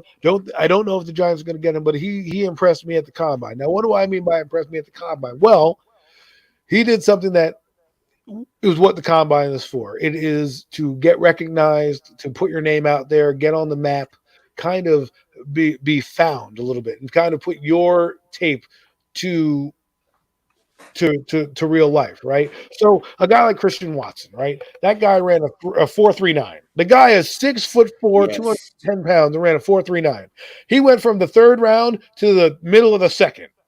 Okay, just by that time alone, not to mention his broad jump was insane. But those are the type of athletic traits that you want, which leads you to believe, like, this is what Zion, I was saying. This is why you pick a receiver in the second round if you have a chance, because you never know who's going to be there, right? There's a guy who's moving up draft boards right now, Notre Dame kid, Austin Jr. the third. Yes. Okay? I think his name is Kevin Austin Jr. from Notre Dame. Boy was a blazing time. It was about 6'1", 210. Actually, bro. 4.3. Oh, sorry. Continue. Yeah, ran a 4.4, right? It's like 6'1", 6'2", 210 pounds. Yes. Right, and I'm doing that off memory, not even looking at the screen. So I look at the screen. Zion, 3.9 board jump, 132 board jump, actually 6.71 cone drill, 4.15 20-yard shuttle. There you go. So that's what he impressed. 4.43. He impressed. That guy's stock is rising. So this is why you do the combine. So let's get to the running backs, right? We touched on the receivers. They're fast, and all of them ran a fast time. Chris Olave, he blew it up. He ran a 4.26, but officially it was a 4.39. The guy from Baylor ran a 4.28. These are fast guys. The Giants need fast guys. So if there's one there, and these guys are going to these type of players are littered throughout the draft, first, second, third round. So you can get one of these guys. You don't have to invest a lot of money. The tight end, the same thing. There's a lot of guys I thought did better outside of the 40 when they were doing some catching drills and running some post route. The kid from UCLA looked a little fluid. Janelle Woods from Virginia. That's a guy I like. They say you can get him in the 5th or 6th round. He moved up, I feel, a little bit in the draft boards. I think more around the 4th round would be more of a target for him. For me, if I'm the Giants, I'm not spending more than the third on here. You didn't get to see the kid from Ohio State run. And Jake Ferguson from Wisconsin, the tight end who I liked, didn't do too well catching the football. Did well blocking, ran some fluid routes, but catching the football, obviously not a strong suit. But these are the ones, you know, these are the ones that you want to get in. Miz, we're going to get you there. Bottom of the hour, 5 o'clock. We're gonna or what time is it? We'll put the link in 10 minutes. Okay. I So got let me just question real quick. yes. Question about quarterbacks too, Adam. Before we get too far, I want to know: do you think any of these quarterbacks? I mean, they work. A couple of them worked out pretty good. Do you think any of them maybe make giving the Giants a little something to think about in this Well, upcoming draft? if Miz is on here, he's gonna kill me because he doesn't think any of these quarterbacks are good. So let me get to that. So the quarterbacks came out, and 4 out of the 5 guys that we hear about did pretty well. Sam Howell did well, but he went with a group that sucked. So it's going to bring him down. It's true. He went with a bunch of bums that sucked. did. So he looked like he was the worst. But Kenny Pickett and Malik Willis really showed up and showed out. Now, do I think the Giants gonna do I think Malik Willis or Kenny Pickett gave the Giants something to think about? A little bit. Maybe you want to start to sniff around the quarterback trail only to get a trade down, right? If people start to believe, I don't think anyone's going to believe the Giants are taking the quarterback, but for gamesmanship, maybe they will. But the quarterback position needs to be addressed, whether we want to do it now or later or do 2 drafts, because we have no depth back there. We have a guy on a contract we all believe is not going to get past the 5th-year option, right? So he's not here next year. So we have nobody in the system. And then right now we have Davis Webb, and there's rumors that we're trying to get Mitchell Trubisky. So to me, yes, if there's a quarterback in the second round that they deem a good player that they want to develop, I can see second or third round, let's say Carroll slips or something like that for whatever reason. Maybe take Carroll and say, hey, listen, we're going to groom you. You and Daniel Jones can learn under our new system, and we'll see what happens. Right? Worst case scenario, that kid's a backup. Best case scenario, that kid's your starter. And then next year, if you add him, because here's the thing, here's the non-guarantee. The Giants, we all believe, are not going to be great, and we'll get into the Giant talk, and this will lead us into the Giant talk of what I think they might do, and some other players as well. But to continue on, the Giants have to think about the future as well. They can't just think about now. And it leads me to believe where if you want to do something, why wouldn't Dable want somebody in here that he can kind of groom, right? Doesn't mean anything. Oh, what I was trying to say was a lot of people think the Giants are going to have a bad season. And then there are some that think, hey, we're going to win 7 or 8 games. Well, let's play the 7 or 8 game scenario. Okay. What does that mean? You need to have draft capital to move up to get a quarterback that you like next year. Because if you do not have that capital and you, let's say, don't trade the 7th pick and you don't get it and you don't acquire any ammunition, you're mortgaging the farm to get up into the top 5 if you're outside the top 10 to get a quarterback. And that's not something you want to do, especially there are going to be teams next year who are in the same boat as we are now. Detroit, Houston, probably maybe Atlanta. There are teams that if they don't choose a quarterback, Carolina, if they don't decide to choose a quarterback, Denver, the list goes on and on. Now, we don't know what's going to happen with free agency. I'm talking about right now at this juncture. I can't, everyone's like, well, they're going to do this. We have no idea what's going to happen because we can't predict the future. We don't know if they're going to make a trade down or not. We have to let that all play out. But assuming if the scenario plays itself out right now, they have to consider something if they don't get a backup, right? If they go through free agency and they can't sign Mitchell Trubisky and they don't want Ryan Fitzpatrick, they're going to draft a quarterback whether you like it or not. Now, it may not be Malik Willis. Maybe it's a Desmond Ridder. Maybe it's a Bailey Zappi. Maybe it's a guy like that they can bring in and develop. Maybe it's a kid from North Dakota State who threw for a bunch of yards and a bunch of touchdowns. Doesn't mean that A, they won't get a quarterback next year, or B, that Daniel Jones is not going to be the starter. What it means is they're trying to add resources and get better as a football team. You got to think of it like this: the combine and the draft is about getting your football team better. But before we get into Giant talk, which would get everybody involved. Kayvon Thibodeau blew up the combine. I don't care what anybody says. That guy's not slipping past 5. I don't care what anybody says. That guy had 27 reps the bench press, looks freaking fantastic. Logan, welcome. This is the portion of the show you're probably going to want to listen to. Kayvon Thibodeau is an absolute beast. Trayvon Walker moved up in draft boards. If the Giants have a choice, it's probably going to be between him and Kayvon Thibodeau. I would take Thibodeau, but there's a lot of people that like Kid Walker. How about did you like? Would you saw out the kid Aquano? Was that his name? Aquanu right now is the number one tackle. I mean, he absolutely had an amazing workout. He's the number one. If he's the number one tackle in the draft, like hands down, he should go number one. Will he go number one? I guess it's like your flavor. Like if you want a road grader or something like that, like Neil can go one. But to me, Aquanu should be one. I don't think he gets past the Jets. And if the Giants have a chance at him, I mean, I don't see the thing is people are like, oh, the Giants are going to trade up for him. Do not trade up for him. Just stay where you are. Keep the draft picks. Don't lose capital. This is a play. This is where you don't want to lose capital, especially when you don't have a lot of good players and you're trying to build a foundation. But Walker, to get back into him, he did something incredible. He ran a 4.51 at 6'4", 270 something pounds. That's absolutely insane. Those are he's the type of guy that traits wise fits a Wink Martindale type system. Because you can play him inside, play him outside, drops into coverage. Kayvon Thibodeau is the sexier of the two picks. That's a guy I would like to have just because of what he can bring. But I would not be mad about Karlakis or even Walker. Those two guys really impressed at the combine. There was a guy named Cameron Thompson. He didn't really I don't think he tested out, but he's a guy that people say are going to start to blow up combines. And what I'm starting to get at is there's going to be guys throughout this draft that you can pick in the first and second rounds.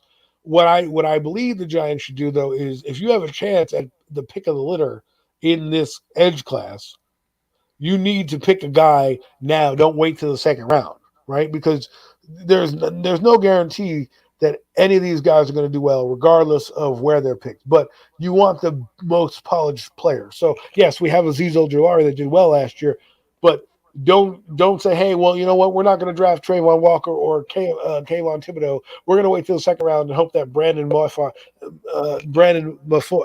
I'm pronouncing his name wrong, but one of the other premier defensive ends gets to you. That's not how you can roll the dice here. And I don't want people to think that. A lot of people do think that. They think the Giants are the only team there. Everybody saw Aquanu blow up the draft. Everybody did. So that means there are going to be people like the Jets, like maybe another team, like who knows, maybe the Lions, maybe the Texans. I know the Lions aren't going to do it because they're in love with Hutchinson, but who knows what the Texans are going to do, right? They go the wild card. They really are. They can go Kyle Hamilton. They can go Aquanu. They can go Neal. They can go Malik Willis. I got another guy that was pretty impressive that stood out to me amongst the old linemen, man. How do you feel about Zion Johnson's workout? I think Zion Johnson moved his butt into the bottom of the first round.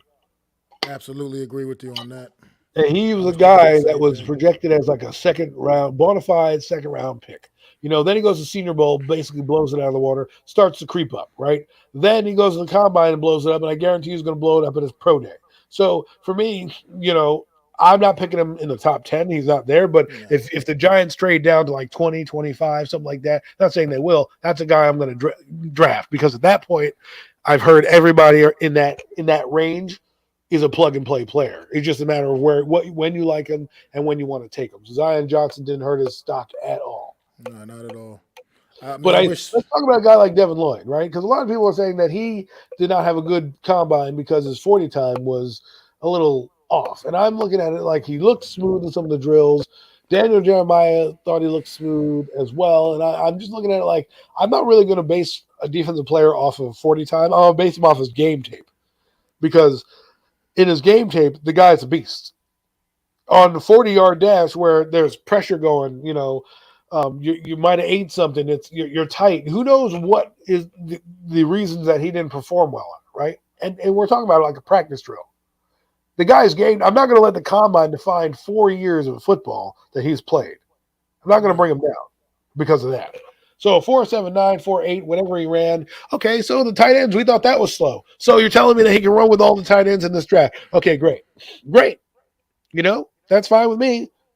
Like a lot of these guys' play speeds is better than their 40 time because there was a guy who ran a 40 and you clearly saw him pop up in the middle of his 40. He came out from the sprinter stance and popped up. And then it was like the wind resistance was getting him because when you go from that sprinter stance and you're low and you fire out, think of jumping off a diving board for the swimmers, right? Off those blocks. If you are standing up, you're not going to get the trajectory you need and the propulsion you need to push yourself forward. These guys have no blocks that they're running on, and they've learned to sprint in like 3 days, right? They took a couple sprinting courses, have a sprinter coach, and they're running a 40. So don't look at it like that. Look at his other things. Look what he did in the weight room, and not to mention, it's March, like what, third. The draft doesn't start till like April. He's got plenty of time to up that tape, better his game. And what do you think he's doing? He's going to be on pro day. He's going to be on visits. He's going to do this. He's going to do that. He's going to move up draft boards. There's other ways to move up. I don't think a 40 time hurts him at all. If I could bring up a touch on a point, I was talking to Big Pat last night. This is actually words that he came out. These are his words, and it made a whole lot of sense to me when he said it about the 40s with these defensive outside edge rushers and outside linebackers, defense ends, whatever. You're looking at the 40 time, but it's not necessarily the 40 times you look at with these guys. Look at that 10-yard split, that first 10-yard split. 3 You know yard what I mean? Yeah, exactly. Where that tells you more of the story about these guys and that burst that they have and that effectiveness. I thought that was actually a good point he brought up when I was talking with him, man, because it's the truth. Like you're talking about most times on most pass rushes, you're not running 40 yards in that play. Right. You know what I mean? Right. It's just you find a short distance to the quarterback and get there as fast as you can. 100% facts. And I that's mean, think about that. Think about that. When is you going to use 40 yards? When you're chasing a guy downfield? Okay, great. So he runs a 4.6. I mean, I always use the Evan Ingram comparison because I look at that guy and I'm like, I saw 4.4, but then I don't see 4.4 on the field. yeah. Right? I don't see Evan Ingram toasting guys left and right. Only on that one play in Tampa Bay a couple years ago. Right. I mean, but that route. If you want to be honest, it was the Cincinnati Bengal game where he ran a streak down the field. On that play, he was running a crossing route, and he just happened to take the right angle, and a guy blocked for him, and that's it. But he had to work up to his speed. It's not like Odell, where off the line, Odell got the slant route, and if you're not by him, it's a house call. It's over. It's over with. Right. It's a house call. You know what I mean? Like Kadarius Toney, same way. You get him on a split, he's open, he splits the safety. It's a house call. They're knocking on the door. Hey, I got 6 for you. You know what I mean? We're sitting here with the damn what? So we need to see that in New York again. We didn't have enough of that this season at all. And we're going to see it this year. So let's we touched on a few people. The DBs are going right now. Sauce Gardner he ran a 4.5. He's a good looking prospect. Derek Stingley didn't run. The Kobe Dean, they think is going to be a good player. Someone said Zach Thomas as a comp, and I'm like, wow. If you haven't seen Zach Thomas, people look him up. He's the linebacker for the Miami Dolphins, borderline Hall of Fame linebacker. I think he should be in the Hall of Fame, but it's to each his own. Some guys say he's on the cusp. Some people say he should be in. I'm on the camp that thinks he's in for what he did at 5'11", running around for that Miami team, racking up all them tackles, going to all them Pro Bowls, being named a defensive player, in all pro and stuff. That's a good comp, and we'll see what happens. I mean, again, a combine doesn't measure the one thing that really makes you good, and that's the man's heart, right? There's so many guys that run 40 times, and Mac's going to laugh at this one. Mike Mamula is the guy he mentioned last week. That guy was a workout warrior. He came to the Philadelphia Eagles, and you know the saying, looks like Tarzan, plays like Jane? That's what he was like. Looks like Tarzan, played like Jane. Facts. And so for me, it's like, the combine is not an end all be all. It kind of gives you it kind of makes you either do your research on the tape again, like, we didn't recognize that guy was slow. Let's rewatch the tape and make sure that's correct. Or a guy that you think came out of nowhere, like the tight end from Maryland, who, had a good season, but ran a 4.5 at the combine. You're like, oh, wow. Well, let me go double check that tape to make sure that guy was good. Right. So, We'll see what happens. Now let's get into the Giants talk. A lot of people want to say, well, what are the Giants going to do at 5, or what are they going to do at 7? Just get me one of the top edge rushers or linemen at 5, and I don't care what you do at 7, because there are a lot of linemen in this draft you can get that can be plug and play linemen. Now, does that mean I want you to ignore the line position? No. Does that mean if Cross is there, you don't take Cross? No. But if Thibodeau is there and you're worried about Thibodeau or Cross, you're going for a Thibodeau because the thing is, I know people want to talk about offensive line. You can get a solid offensive tackle or guard in the second round or so, right? You can't always get a bona fide stud at edge rusher in the second round. So you take that guy. You think the Giants are going to go, hey, you know what? Let's see if LT shows up to us in the next round. No. You take LT and you run to the podium and you say, we'll fix the offensive line another way, right? And and that's not to say the Giants won't bring in somebody. They won't bring in guys. See, the problem is once we get into the combine season, we focus right on the draft and hello, we have free agency.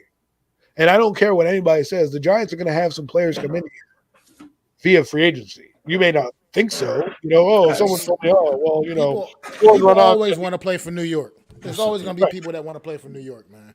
And they were saying, Jordan Renan said something along the lines of, someone told him you don't have to work the month of March. Well, that's fine, but the picks that the Giants may pick up may not be a Kenny Golladay where it's going to be newsworthy.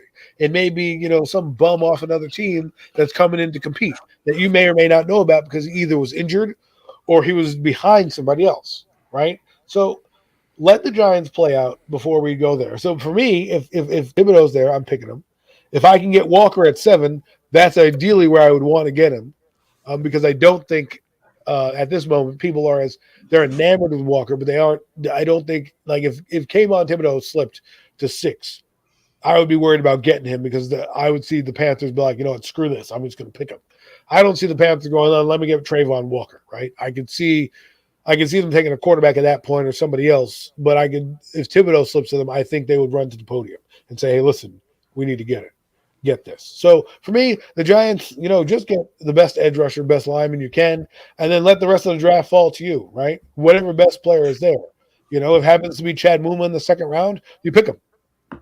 Because, and this is another thing I want to mention, and then I'll ask you guys what your thoughts are, is I think we tend to worry about where the media slots these guys and not where the Giants slot these guys. Right? It's not about Todd McShay saying or Daniel Jeremiah saying this guy is the 30th best player, the first best player, whatever. It's what the Giants board says. And what they say is if they think a guy is better than Chad Muma and they want to draft the BPA at that point, well, that's what they're going to do. They're not just going to say, well, I'm not going to get the best player. Look, if you look at that logic, McKinney wouldn't have been here. Right. Azeez Ojulari wouldn't have been here because they would have said, well, we're going to draft a need. No, the best player fell for them at the draft, and they said, well, he's the highest graded player on our board. We need to pick the highest graded player, right? So, it may not be on your mock draft that you've been sitting here, dissecting for weeks, because people, they didn't take the guy I wanted. Okay, you had a mock draft out in January. What do you expect was going to happen? You know what I mean? What do you expect is going to happen? People get too caught up in the players they want and not the players that the Giants are looking at. Because the Giants have a lot more access to these players, have a lot more knowledge and information than we do, right? There's a player we may not know that we didn't see at the combine that they like. And they draft him. Look at Ron Dixon out of Lamb Booth, right? Ron Dixon. No one knew who that guy was. The Giants did. They drafted him. He had a solid career for them. What Mac knows. He did. Only touchdown Super Bowl 35 for us. Yeah, and he almost had the Lamb Booth special against the Eagles, which was a hook and ladder play that is infamous. Yeah. It's famous in Eagle lore and infamous in Giant lore because, we thought that was going to be one of those games we stole at the last second, like the Eagles have so often to us. But that's what you got to look at when you're looking at these drafts and you're looking at Joe Shane's draft board is not Adam's draft board. Right? He's not gonna. Joe Shane ain't calling me up saying, "Hey man, I saw you on the hurry up. Let me get your opinion on this guy." Right? Should my fans... I love you, Adam. We're gonna grab the mic from Adam. We're gonna pass it to Mac, and then we're gonna open up the phone lines. Let's get it. I'm sorry, Adam. He was amazing. we're gonna pass the mic. I mean, I'm not. I'm just short and sweet, man. Like sitting here at 5 or 7 pick, man. I'll be 100% satisfied. We get to the number 5 pick. We take the best available player, whether it's an offensive lineman, whether it's a edge rusher. I'm pretty sure, seeing how this draft is set up, it will be one of those two positions anyway. Will be the best available player at that pick, and then the same thing at number 7. I feel like it'll be pretty much the same way. So I was like, and I'll be satisfied however we do it. But I feel like we need to come out of this first round. We need. I feel like my personal is to get offensive lineman, get an edge rusher at least at the minimum. If not, I'm still going to put my trust in Joe Shane and this new regime to do what's best for the New York Giants going forward, and hope that we just figure out ways to not make the same mistakes. This regime that we've hired, they have a good history. They've had a good history in other places with drafts and things of that nature. So I trust their evaluation of talent for the late rounds. But for the late round drafting, I think it'll be a lot better this year, hopefully for us. But we'll see.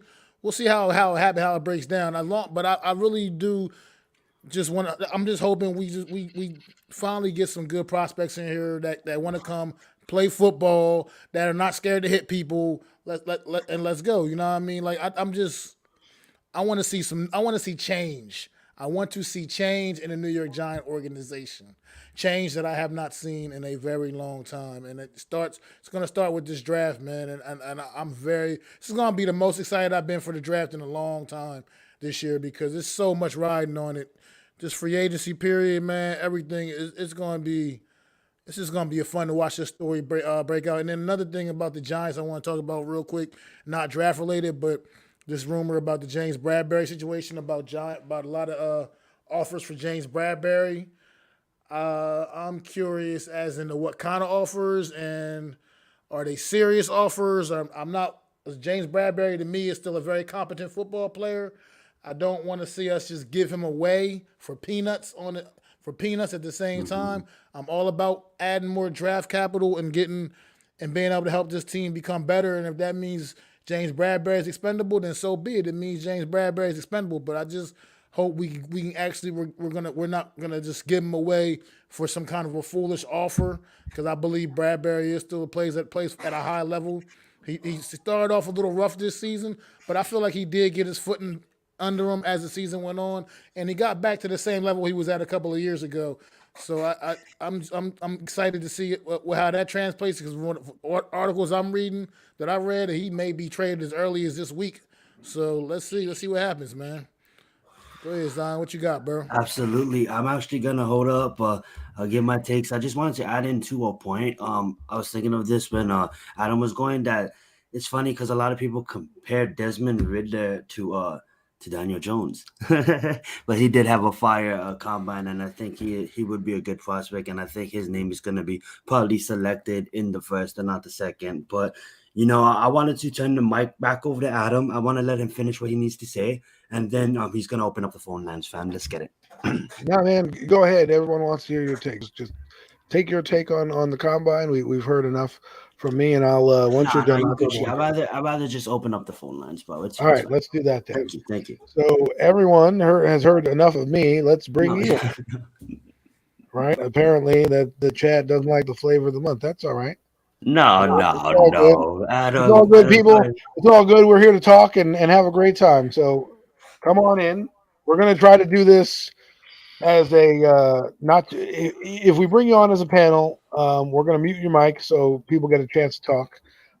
Yes. This way you're still on the show, but you're going to be muted if someone hasn't spoken yet. This way we give everybody a chance to talk. Not everyone talking over each other. The link has now been sent in the description. Let me know if you guys see it. Let me go to there. Yep. Okay. So it's in there. Please feel free to call in. I know, Miz, you're like a rabid dog waiting to come in. He's like a chained up dog waiting to come in here and talk. He's been waiting, ever since he got home from his, basketball game. But let's go. Let's see who's on here. Anybody coming on? But yeah, I'll finish my point while we're here, while we're waiting, just because and it's all love here, people. Yeah, absolutely. It's no hard feeling. I was talking a lot. I was trying to answer Mac's question and finish my point. In the middle of that too. Sometimes I have diarrhea of the mouth, but that's all right. it's all good. So for me, I'm just hearing about these offers for James Bradbury. Mac, I want to just say, I think, I agree with you on him staying. It's kind of indifferent to me, right? It's a shoulder shrug move. If he Yeah, stays, I'm cool. If he goes, I'm cool, right? yeah. I'd rather keep Bradbury because, like you said, his production was the same. Oh, our first guest, look at the rabbit dog himself, Miz. How are you? How are you Oh, six Miss. minutes. today? What's going on, Miss? How you doing today, What's up, brother? man? Six What's going minutes. Here on? you I'm good. We can also mute your mic too. See how that works? Oh, no, I'm just It's kidding. not working? Fuck, I It's Yeah, gotta no, go working. back It's on working. and come back. that's just me No, messing no, with I you, don't man. No, do no, that. you're all I set. don't You're do all that. set, bro. It's You're all- working? Yes, Yes. he good, man. We can hear you. What's going on? I want Tib and Walker. You hear me? If you're listening, Giants, you understand? Both of the Play both guys? teams. I want one of those defenders. Oh, I thought Let's you not wanted play both. games this year. Obviously, I'm not a fan of a corner, but it's getting real that we might be drafting Sauce at 7. But look how fast they were Well, this year. I mean, that's not a bad move. I mean, Sauce Or at you 7 is not consider bad they're at all. trading Bradbury, right? So they're gonna have to go pick up a top, and this kid looks amazing. So Well, that's therein lies the thing that Mac was talking about. You trade him, your draft focus shifts because what wasn't really a need now might become a need. Now, am I against drafting a corner? No. Personally, I would save corner until the second round because you got a lot of guys you could still get in the second round, right? I don't think cornerback is a need. I think we have a lot of capable cornerbacks on our roster. I think we can get rid of Bradbury and still be able to compete. I would I hate agree it with to you. see if we draft a cornerback at pick rounds 1 or rounds 2. I just think that we have a lot of ballers on this roster that can compete. I think Adoree Jackson can step up and be our number 1 quarter. I think getting rid of Bradbury is an excellent move, and we can compete with the cornerbacks that we have on roster. Bring another cornerback in the later rounds, middle rounds, maybe round 3 and round 4. Let him compete, and we're Gucci. Well, That's you're what's right. fair. Especially when Martin does defense. I think we need to focus more on the linebackers, the middle of the field. The problem is they say that a Wings defense he needs to have or likes to have a lockdown corner, right? Am I right, Adam? The Mm-hmm. scheme he Yes. runs. He says that, yes. You need corners that can defend one on Well, one for sure. Yes, that's well, I absolutely mean, fact. Adoree Jackson does that. The Right. the thing is here's your issue. Your inexperience is really what the issue becomes when James Bradbury is gone. It's not necessarily the talent level, right? We believe in Aaron Robinson, but if you bring in a corner here, you're going to have the growing pains on the opposite side when you blitz, right? So James Bradbury may be able to cover that up because maybe he's seen something that a rookie may not have seen, right? Or maybe Aaron Robinson hasn't seen because he's young.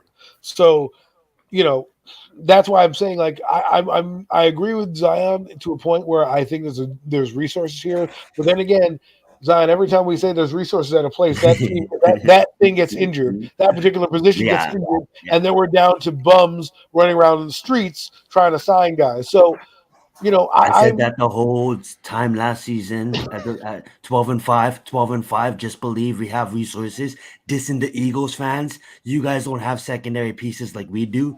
Oh yeah, yeah. well, I mean, look, I'm How did excited that about pan Tyke. out, right? I'm excited about the coaching staff, right? Tyke Tolbert did a great job with these guys Mhm. last year. And so But I I would was think so you comfortable. I was so in my point of saying that. I'll let you finish. I'm sorry, but I was so no, go ahead. comfortable depending on the pieces we had, and I am so comfortable right now depending on the cornerbacks that we had. I just sat up here and said I'll be mad if we select a cornerback in the first 2 rounds. You want to see what I was But what if we go and we don't do that and our cornerbacks are just toast next year? You know what I'm saying? So I Matt, kind of see both points here, and I should stop being. I don't want to be as comfortable with this cornerback position, but I just feel that we have a lot of players here that can compete, and I'll let you go. well, and I don't disagree with you. Dave Gettleman did that with the offensive line and it bit him in the ass, right? And Absolutely. and I'm not saying you can't have that thought process because why draft Darnay Holmes and Aaron Robinson for them to not play, right? This is why you draft those guys. Same thing we did with Matt Pert. That's why we didn't draft a corner or a tackle. We're like, we got Matt Pert on the roster. Well, we have Aaron Robinson on the roster, so to speak. But we still going to need more corners. So I think we're going to pick one. I think you need to pick somewhat of a premium corner, second, third round, kind of get a guy in here. I think safety is the spot for me where they don't necessarily need the resources that we think they need. right? Because See, I think I'm reversed. I want a safety. Like I'd rather take a safety early than a cornerback early. So you rather take Hamilton? Yeah, than any cornerback on the board. That's well, just there are a couple good safeties that I would take. Hamilton's funny for me because he does so much, right? And that's what you want to know. Like Jabril Peppers, what if they sign Jabril Peppers back? Do we need Kyle Hamilton at that point? I mean, Jabril Peppers can stop you from doing that. I'm just saying. I don't want. This is what I'm worried about. The defensive players are turning out to be so attractive that we go and neglect the O line again. That's what I'm worried about. That's what I'm scared of. It could easily happen, man. It could happen. But I know that this regime is real smart and has a plan, so we'll just trust in them. I get that. That's what I kind of want to see. Maybe what you just said. I want to see what this regime truly does because I want to give them a chance to see what they do first. I don't think they're going to. I think it's no secret how bad this offensive line is, and it needs to be addressed one way or another. And I think the fact that it's the beauty of this offseason when free agency is about to start now too, about to get started. We see what we start doing there, what kind of moves we start making, because that's also going to impact what we do in the draft as well. So it's just going. I mean, it's exciting times for me. I just want to see. That's so true. I did. Too, Go ahead. like, real fast, man, that's so true too. Because like, if they don't take an offensive line in the first round, but they take one in the second, for me, like, in my point, that's neglected. I don't think we need to draft the offensive line in the first round, but I would want us to draft the offensive line in the first round. I don't want to wait to the second round. But if they're adjusting in free agency and stuff, I'll understand the point of just taking two defensive players, an edge rusher and maybe a middle linebacker, edge rusher and just a quarterback. I don't know. I just threw that out there. Haha. And you know what I'm saying? I don't want I'll consider that neglect. So when you mean neglect, how do you capitalize that word? What do you mean by that? Like not until the third round, or like neglect as because if they don't take an offensive line in the first, I'll consider that neglect in the offensive line. I'm Right? with you right there, man. If they Absolutely. wait for the second, third, and fourth round to get linemen, which they did in Buffalo, I get that, and they could do that. There's linemen in this draft, but if we have a shot at one of the top 3 tackles, I don't think we can come out of that top 10 without one. Absolutely. Well, look, I agree with that. Neglect is last year when they didn't even pick an offensive lineman, right? How about that?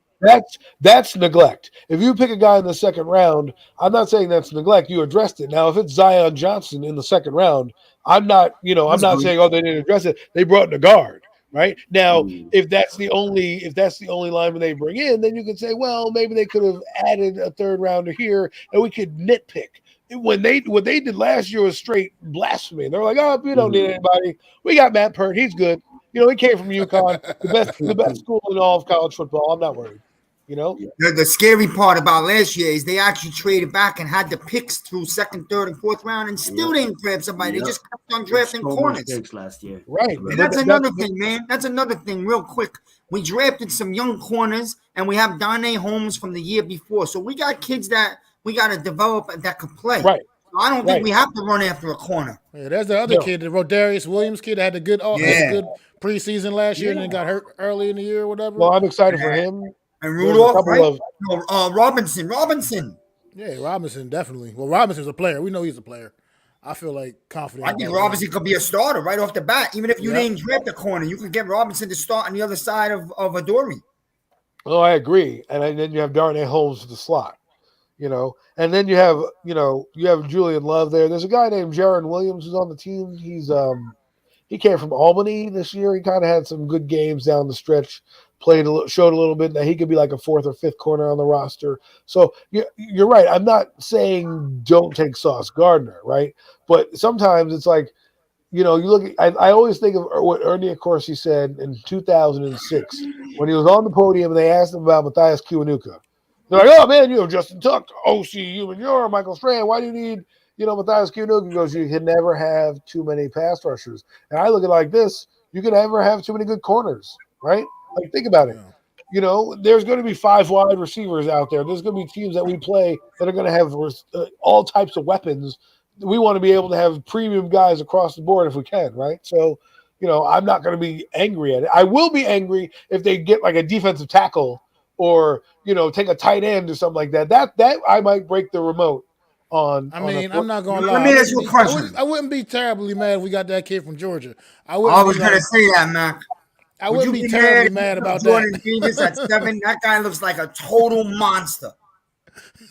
That Well, kid the is, thing is, you got to ask yourself: is Jordan Davis going to give you the sack numbers you need? Because right No, he's now, not there for sacks, Adam. That guy, whoever gets that guy, right? Whoever gets that guy, and I said this like a month ago to Buko, whoever gets Jordan Davis, that team is not being ran on anymore. right? Look at But it that way. I was just and about to I'm, say, and like, would you guys be mad if, like, I was just talking about neglect and like not just an offensive line, but would you guys be mad if he went edge DE DT? No, I'm sorry, I was gonna say that, man. I will not be mad if FDT. you got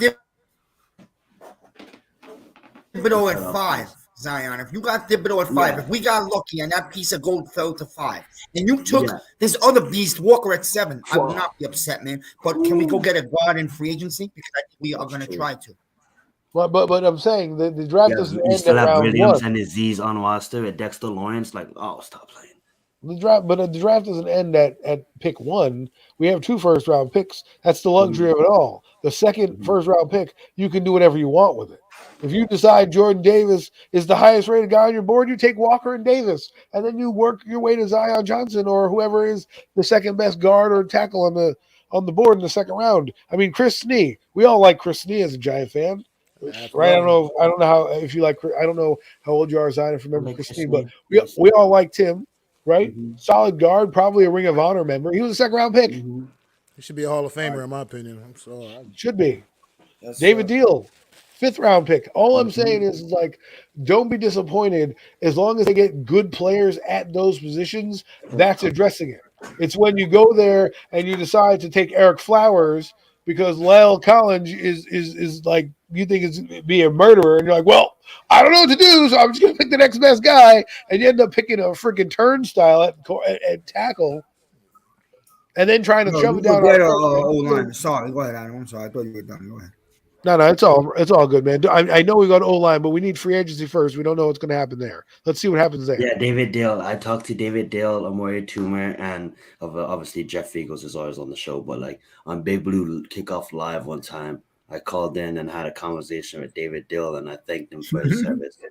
And then I had a conversation with Amore Toomer one time. That was epic because Amore Toomer is probably my favorite wide receiver of the Giants. I love OBJ, but I grew My favorite up 2 receivers are Ike Hilliard and Hakeem Nicks. I love Knicks too. Let's get it. We'll continue. I'm sorry. No, I believe also we're gonna, like you said, if you wanted to go with 2 defensive players at 5 and 7, like you said, that's fine. I believe you'll have an offensive lineman in the second. And guess what? We're most likely going to have 3 picks in the third. If they're going to trade Bradbury for a third, and I heard there's 5 teams that are interested already. So let's think we get a third for Bradbury. You're going to have 3 third-round picks. You know what I'm saying? So you could get your offensive lineman in the second and the third round. Maybe they trade up and try to go into the second round, Yeah. I have a question for the panel. Do you guys know any, like, because I didn't really do that much research on it. So are we getting any compensatory picks? I don't think that'll be. I don't think so because we might get a few next year. A lot of high-priced free agents. Gotcha. You're going to get one. If Ingram walks, you're going to get a third for next year.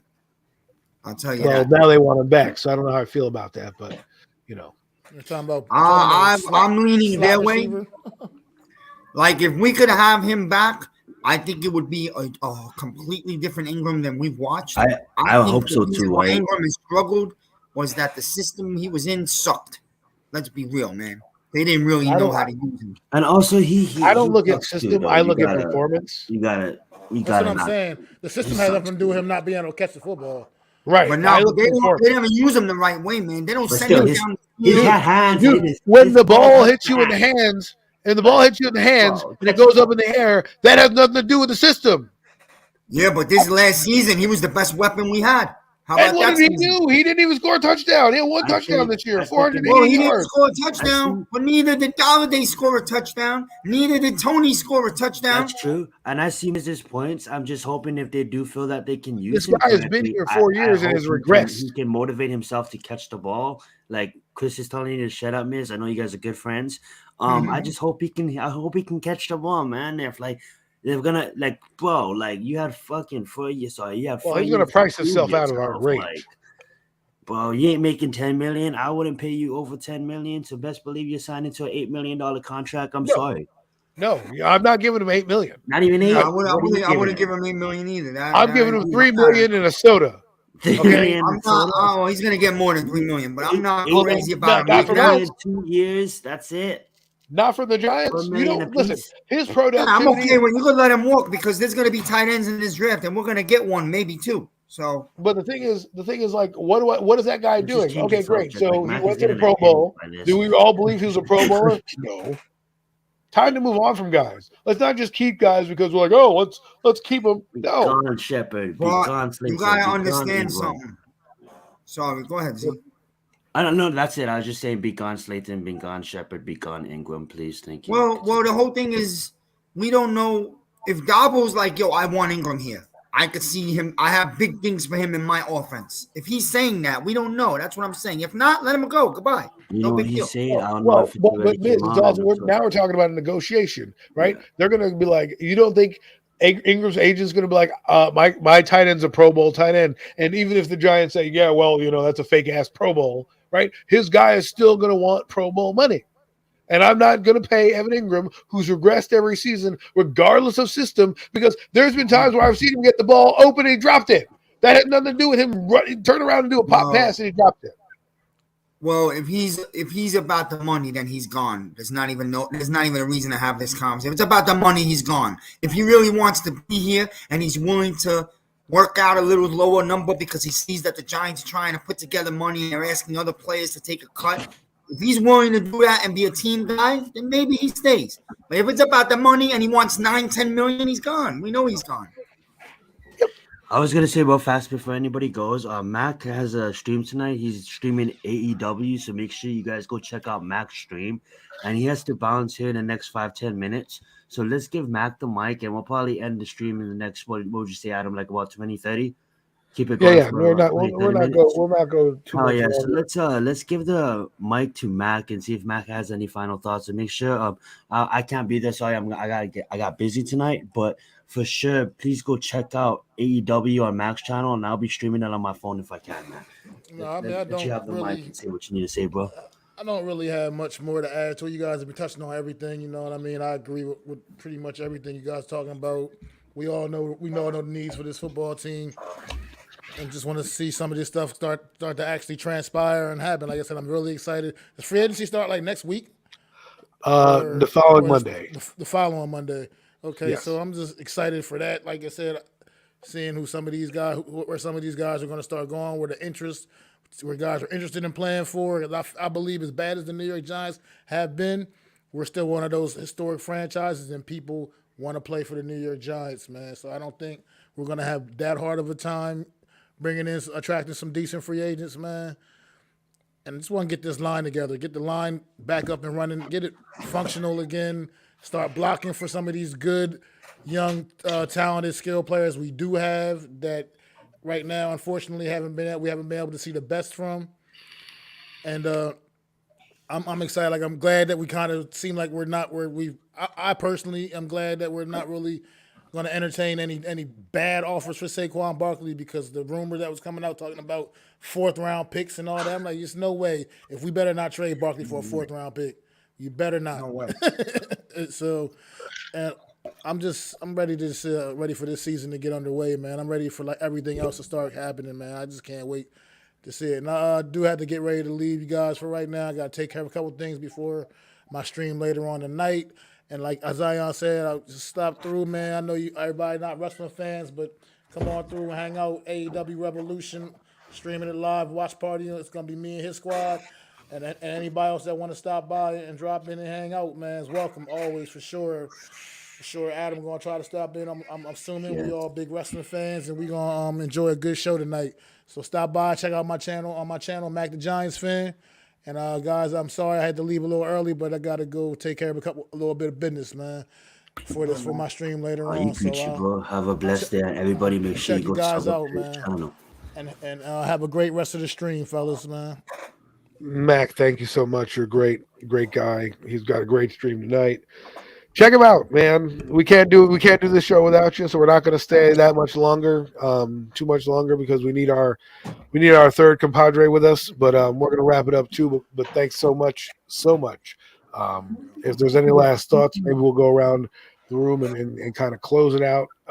Because again, this is Premium Takes with Mac the Giant Fan, Zion Zenith, and Adam. So if one of us goes, we all go. You know what I'm saying? So Absolutely. I just wanted to say thank you so much for having me on, Adam. I love doing Premium Takes, and thank you, fam, for watching. I appreciate you coming on, Miz. Adam, you guys got to come on 30-minute sessions this next couple of weeks. I am gonna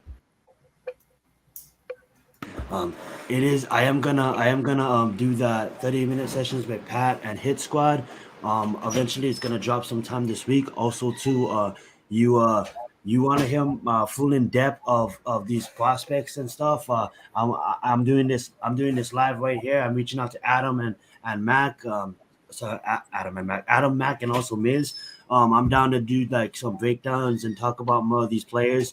I haven't really been doing that much time and that much investment into these players coming out. But guess what? The combine is just about to be over, and it's going to be moving fast. That means Zion Zenith is going to be moving fast. So make sure you check me out. You guys are going to see these guys on my channel a lot. We'll be breaking down players, just putting them on the spot as I'm saying this live. But thank you so much for watching today. I'm going to turn it over to Miz, and then bless up. All right. No, thank you for letting me hop on. I know we'll get more streams as we get closer to the draft and do some things. And basically, just that, I sometimes I play change my mind game. Adam knows, but really, bottom line is I would like to stack the trenches. And I feel like, and I told you guys, I already done some studying on next year's quarterbacks because I feel we can line ourselves up to get a quarterback that is in a much, much higher level class of quarterbacks. I know some people fall in love with Malik Willis. I'm not saying he didn't open my eyes the other night. He did. He looked real good, athletic, strong, real good character. I saw the video with the homeless guy. That's great. He's a great guy.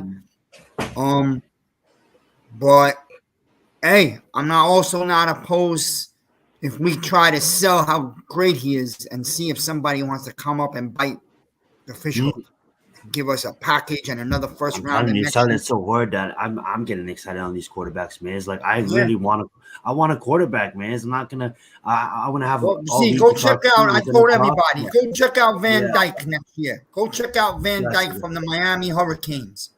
Dude, Miz, I shit you not. This Desmond kid is gonna get me looking into him. Like the circus has got inflicted me, Miz. I was all about 2023, and then changed my mind, and I'm like, oh, Daniel Jones might not be the guy, but that's plenty of time to talk about. He might not be. I'm also leaning that way. He might not be, but that's true. Hey, if Shane likes Willis, go get him. We need to catch up for real. If Shane likes Willis, go get him. I just got a feeling. My final words. I just feel like they are going to try to stack this team and wait for their quarterback for next year. Get him on a rookie deal. Bring him into a ready-made team. That would be the move I think I would like to see, but starting to fall in love with these quarterbacks. The circus has affected me. Continue, Adam. Well, I don't really have much to offer in terms of that because I'm just going to let it play out, in terms of the Giant offseason. Most exciting offseason I think we've been a part of. The Giants have free agency. Then they'll have they meet in like April 4th to start their team workouts. So this is an exciting time. So we'll see what happens. And, I'm not going to fight the quarterback fight. I'm just going to see and let Joe Shane and Brian Daboll be the people who make the picks because I feel like we're arguing over like spilled milk and going back in circles. If they deem Daniel Jones a guy, well, so be it. If they want to draft Desmond Ridder, so be it. You know what I mean? But hey, that's been Premium Takes. Thank you, both of you guys, for coming on. I really enjoy this football talk, the talk in general.